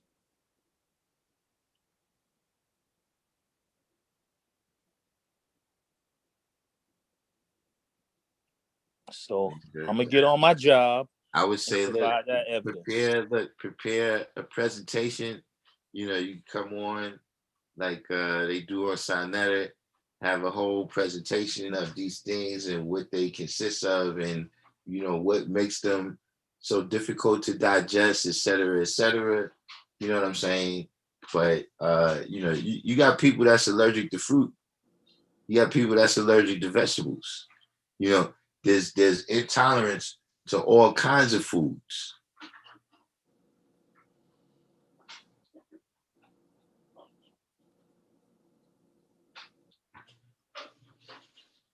The only thing I think I've never heard anybody is allergic to is water. Right. You know, the doctors told me I was allergic to a whole bunch of shit when I was a kid. You know, that's what they told me. But the only thing that I know for a fact is that I used to eat a whole loaf of fucking Wonder Bread. And I would eat that Wonder Bread like it was no tomorrow. I eat that Wonder Bread. But see, that's imbalanced. Ho. Not saying yes, I was very imbalanced. If you ate a whole bunch of vegetables, bunch of one kind of vegetable like that, you'd be sick too. That might be the case. That might be the case. All I'm mentioning to you is that they told me I was allergic to a whole bunch of shit because they couldn't identify what the real problem was. The real problem was I ate a whole loaf of Wonder Bread. He never said to me, yo, do you OD on Wonder Bread? He didn't say that. He didn't ask me that. So he started saying that I was allergic to tomatoes and I was allergic to see what I'm saying is you drawing a false correlation there. To say that you poisoned yourself with whole loaves of Wonder Bread at a time, right, is different from saying that there's a condition, right, of people not being able to consume that.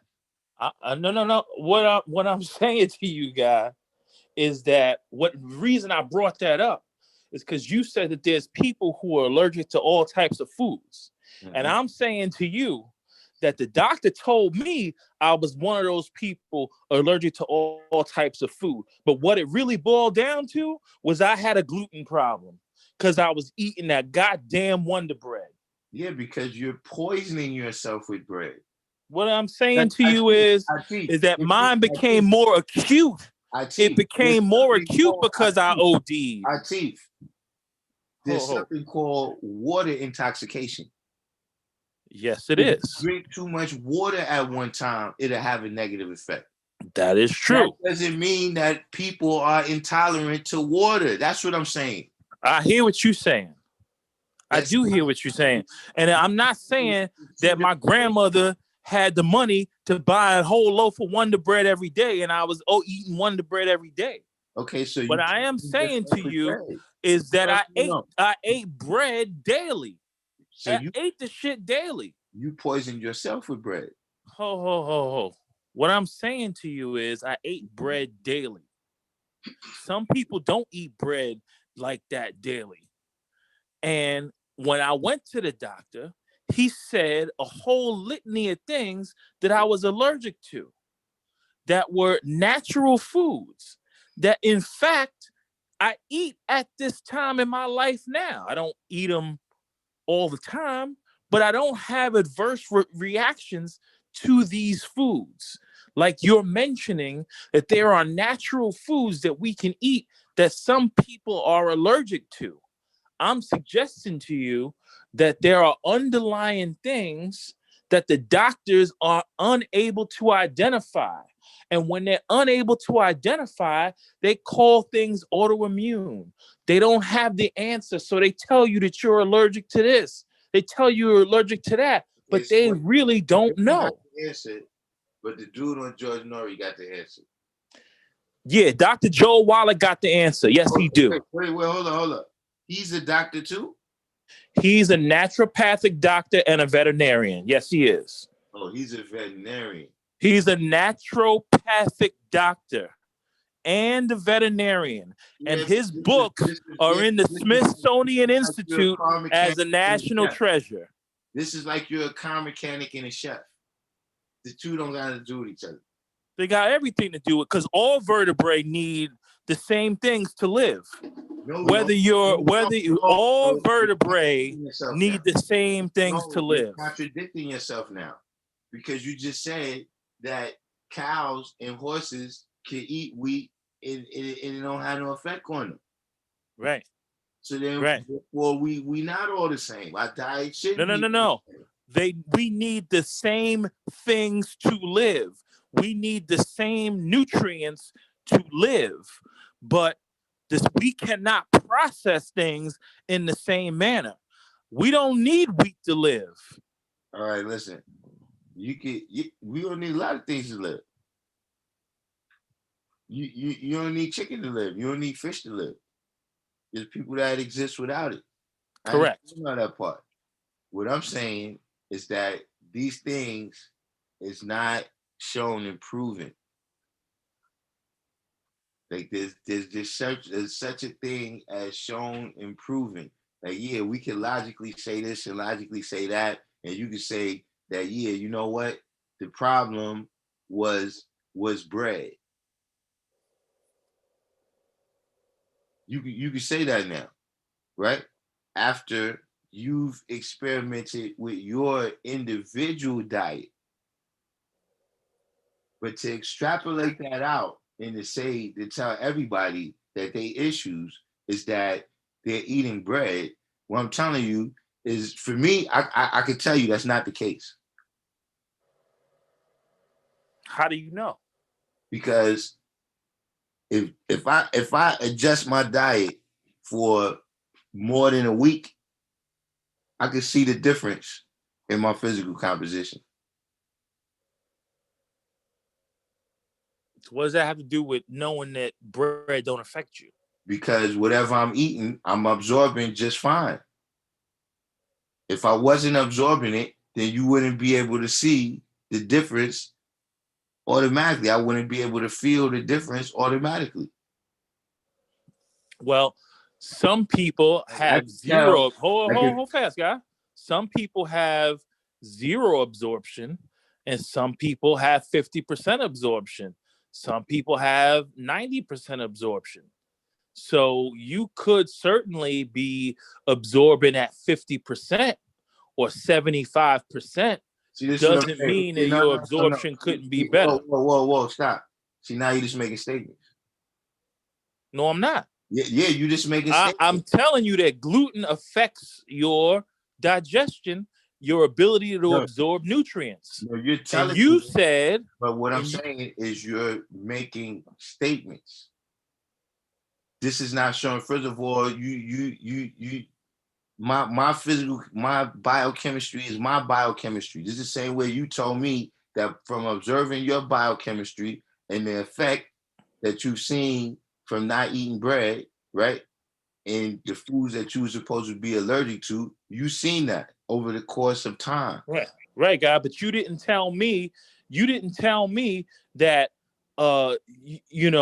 that you can how do you know that you're absorbing 100% of the potassium or 75% of the potassium that's giving you the effect to see the change in your body?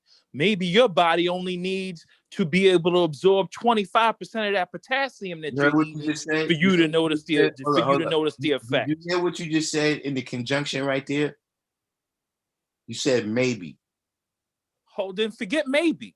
What I'm asking you is, show me how you know that you are absorbing 100% of the potassium, or that you're absorbing 50% of the potassium to get the effect that you notice in your body, or 100% of the vitamin C, or 50% of the vitamin C, and to notice what's the difference in your absorption that you're observing in your body. Well, I don't have a microscope, right? Or and that's what I'm saying. But hold up, but you don't either. God, but I'm telling you, and I'm gonna show you telling me this. At one of the things that I have to go back and prove to you. All you got to do is show and prove. We already discussed that. When you go, right, and come with a test where you can say this is the case right here. Like I've done this experiment right here, or I've seen this experiment right here where they did this with 3,000 people. And they had the group that ate bread, they had the group that didn't eat bread, and then they had the control group. So you can't tell me science, man, and expect me not to have a scientific mind. That's what I'm saying. I don't care who gives you the study. Remember, man, I went to Brooklyn Technical High School for math and science. Right. And I went to Cardinal Spellman. So hold up. What I'm telling you is that I know how these scientific reports is written. I know what these things are saying. I'm not an expert at it, but I'm able to read things and tell them for myself. Just like when the brother said the law, the bill A416. Okay, I can read that for myself, right? And I know enough about legalese that, okay, I know what this means right here. Like, I don't have to just listen to the news report. I don't have to just read the book. What I'm saying is that let's go back to the primary source. Yeah, I have more books, but I took my stuff to storage.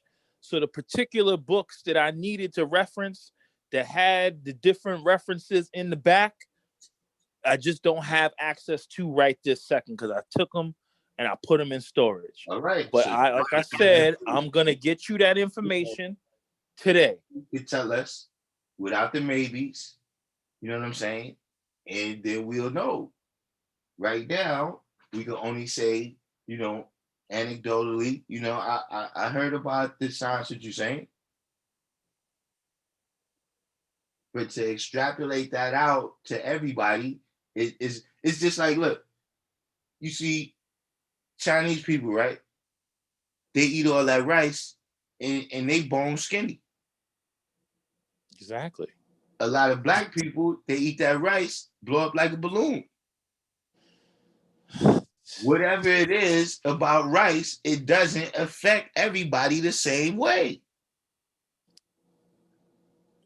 So just that means that we need to do more research. That statement that you said, I don't agree with, but we do need to do more research. I will give you that part of it. But the beginning part, I don't agree with that. Agree with what? That when black people eat rice, we blow up. That's not the case. The Chinese people is bone skinny because they eat rice. That part I agree with. No, stop. I didn't say because they eat rice. Well, their mainstay of their diet is rice. They eat rice and they're bone skinny. I'm saying they eat rice, right? Rice and sweet potatoes. That's they staple. Rice and sweet potatoes. That's what they eat. All I'm saying is that they eat rice, right? And their life expectancy is amongst the highest in the world. It's been amongst the highest in the world, right? At the same time, rice is one of the things that they tell black people, you got to cut down on this in your diet because it's causing conditions. And they are lying. Whoever they are that's telling black people to cut down on the rice is lying to them. Because that's what I'm talking about. That's a lie. And only doctors that don't lie are the ones that are dead. But you just told me you got this from a doctor. A doctor that will tell you that medical doctors kill 250,000 to 400,000 Americans every year from medical errors in hospitals. And that is a study by Johns Hopkins. Okay. What does that have to do? This is what I'm saying. You saying this guy's a doctor, and you saying I'm saying there's the 5, the 10, and the 85 and everything. Fauci is the 10. This particular guy I'm talking about is the 5. Okay, now that particular guy, what makes him the 5? Because he the righteous motherfucker trying to tell us what time it is. Yeah, but I'm saying what makes show me his righteousness. I'm gonna get you all that information, guy. Yeah, that's what I'm saying. I'm just telling you who he is. Look, I need a study of his patients as well. Like his patients, Evander Holyfield. One of his patients. What's the brother's name? The dude in Atlanta, they used to run with Martin Luther King. He, the mayor, not Julian Bond. Andrew Young is one of his patients. Right. Coretta Scott King, they told her she had 3 months to live. He got on products, gave her another 3-4 years. This is the same dude I was, there's other people. Theo Ratliff. Theo couldn't play no more. Listen, He fixed Evander Holyfield's heart That's when he went in the ring and Tyson bit his ear. When Evander wasn't even supposed to fight no more. And he fixed Evander's heart with nutrition and got him back in the ring. He fixed Theo's body with nutrition. And Theo made another 70 million playing with the Lakers and whatnot after that. So I'm mentioning to you, saying, who are his patients? What's the proof? Is a lot. I got a whole litany. I'm gonna bring it to you. But I could tell you, you can just Google the nigga. Right now, you and still find out all this shit. You still just telling us, right? Like, when you gonna all you gotta do is put the presentation together and show and prove.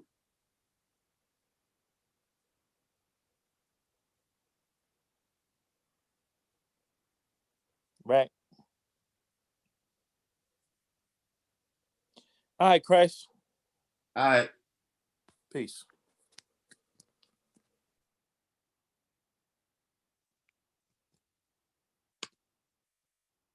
Yeah, right there. That's the link right there. Anybody come in the room. But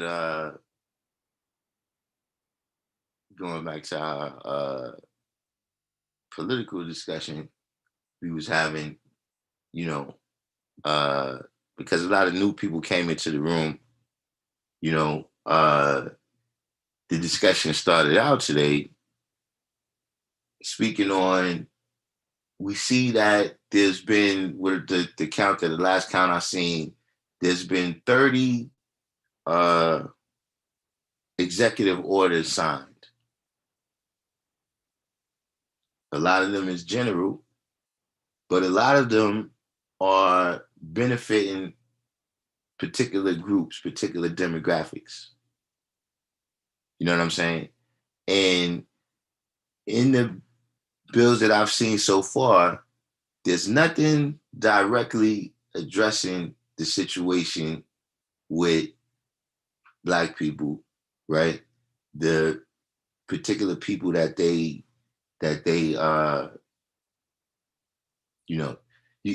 people always say, you owe a debt to society, but to the particular people that this society owes a debt to, there's nothing dealing specifically with those people. So is this already a train, right, that started moving without us on it?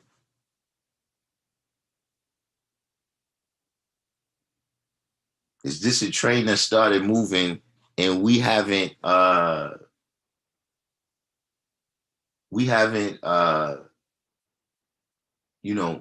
addressed the administration? It's like we spent all this time working on the election, meaning, people, going out, telling other people, yo, these are the issues right here. Yo, we need to vote. You know what I'm saying? Yo, this is the side right here that has these issues. You know what I'm saying? We've been out there doing that. During the election, we proved to make the crucial difference in the wins and the losses.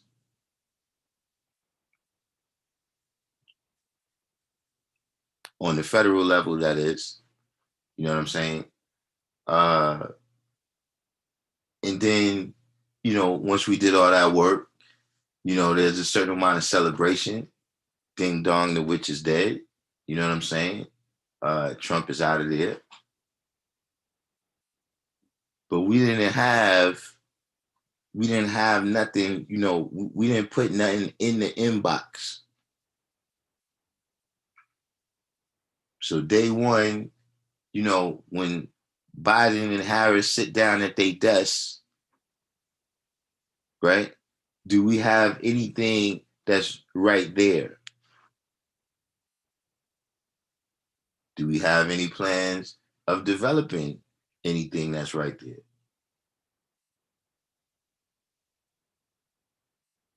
Because when you look at the process that things have to go through,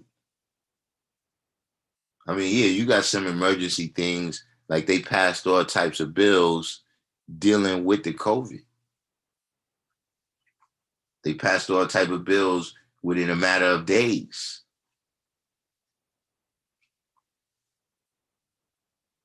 But we know that a lot of the other bills, it might take a decade or more for that to pass. And so, are we, in effect, allowing this train to pull off without us? Like, are we allowing this administration, is it enough that they replace Trump in office? Are we sitting back just waiting for them to do the right thing?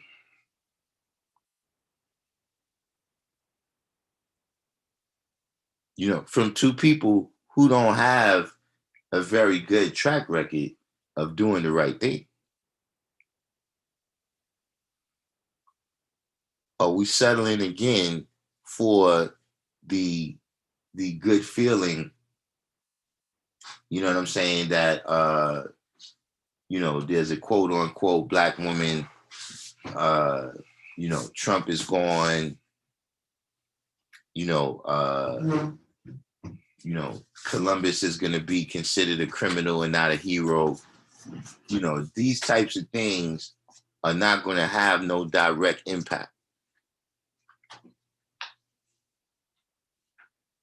Not in my, if it is, we talking about something that's 20 years from now. That perhaps, because children are learning about Thanksgiving in a different way, that I guess maybe it'll affect their self-esteem in a way where maybe they'll be successful in the future.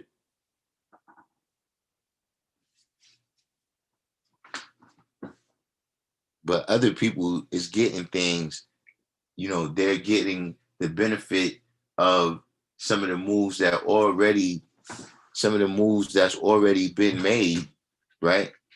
Other people is going to receive the direct benefit of that.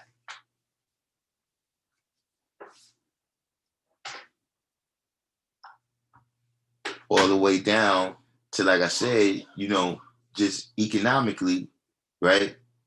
We're going to see them give, just one corporation. Like if you look at it, you look and you say, okay, well, this corporation right here got this many billions of dollars, right? This corporation got this many billions of dollars in tax breaks and incentives and cash or whatever, loans, whatever it is. And then you look in our community, right, at,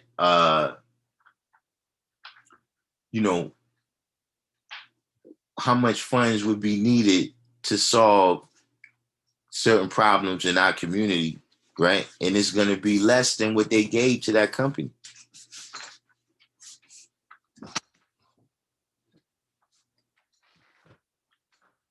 Because, of course, the company is down there exercising their power. They're exercising their power through giving money to the politicians, right? They exercising their power by having lobbyists, political action committees, through pressing things, also on the propaganda level, where they could do that. They could come in and be like, well, look, we sponsoring this show or whatever. We want you to cover this issue right here. And we want you to cover it in this particular way.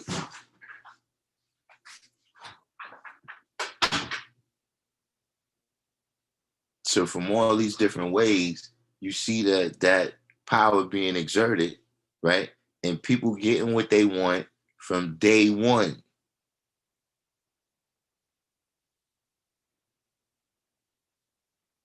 So like I said, one question I would have to just to give an example, right?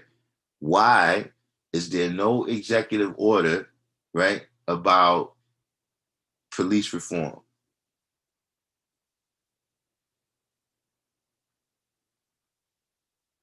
Not necessarily defunding the police. I'm just saying, well, why is there no bill about police reform?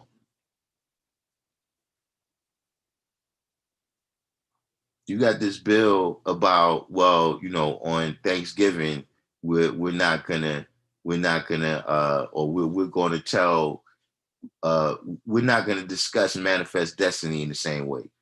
For those that might not be familiar with that term, manifest destiny means that God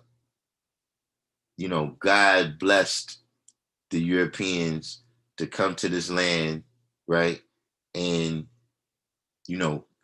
conquer the whole thing. In a way, they have because the story is so effective, right? They've co-opted uh they've co-opted the biblical story of Abraham. You know what I'm saying? To where Columbus is kind of like Abraham, you know what I'm saying? A European who came here, you know what I'm saying? And you got the covenant to take over this whole land from sea to shining sea. Yeah, that's cool, K-Boy, what you said. That bill is on the floor, but right now you ain't doing no bills. You doing executive orders.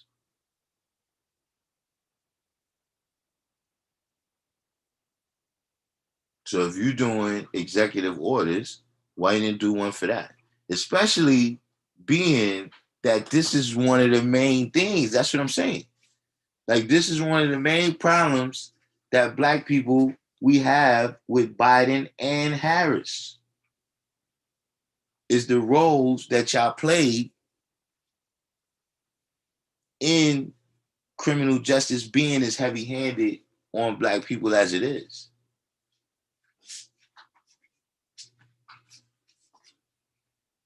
So if you really was, I wouldn't say understanding, because you understand perfectly. But if you really cared about the fact that you did that, and about the fact that it was those same people, right, that put you in office and gave you the majority in the Senate where you can make moves like you want to make moves, why you didn't put that? Why you didn't put that? Why you didn't put something that's going to have actual substance?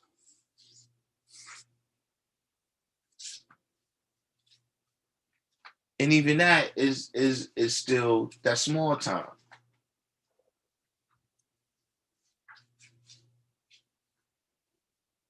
Criminal justice reform, that's small time. Like, a lot of people act like, yo, this is supposed to make the big difference, and this should be why we deal with this person because of criminal justice reform. No matter how much statistics they give you about how much us is in jail, it's more of us out here.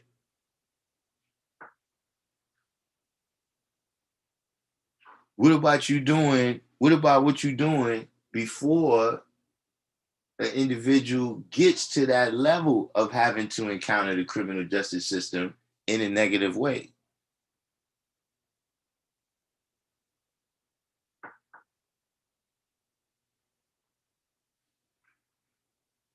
But I'm just noticing all of the people falling back. Maybe I'm not paying attention, but where's Michael Eric Dyson? What's he had to say? Where's Melissa Perry? Where's Joy Reid? What do they have to say? Not saying that we waiting on them to say something, but I'm just saying that Watch the pattern.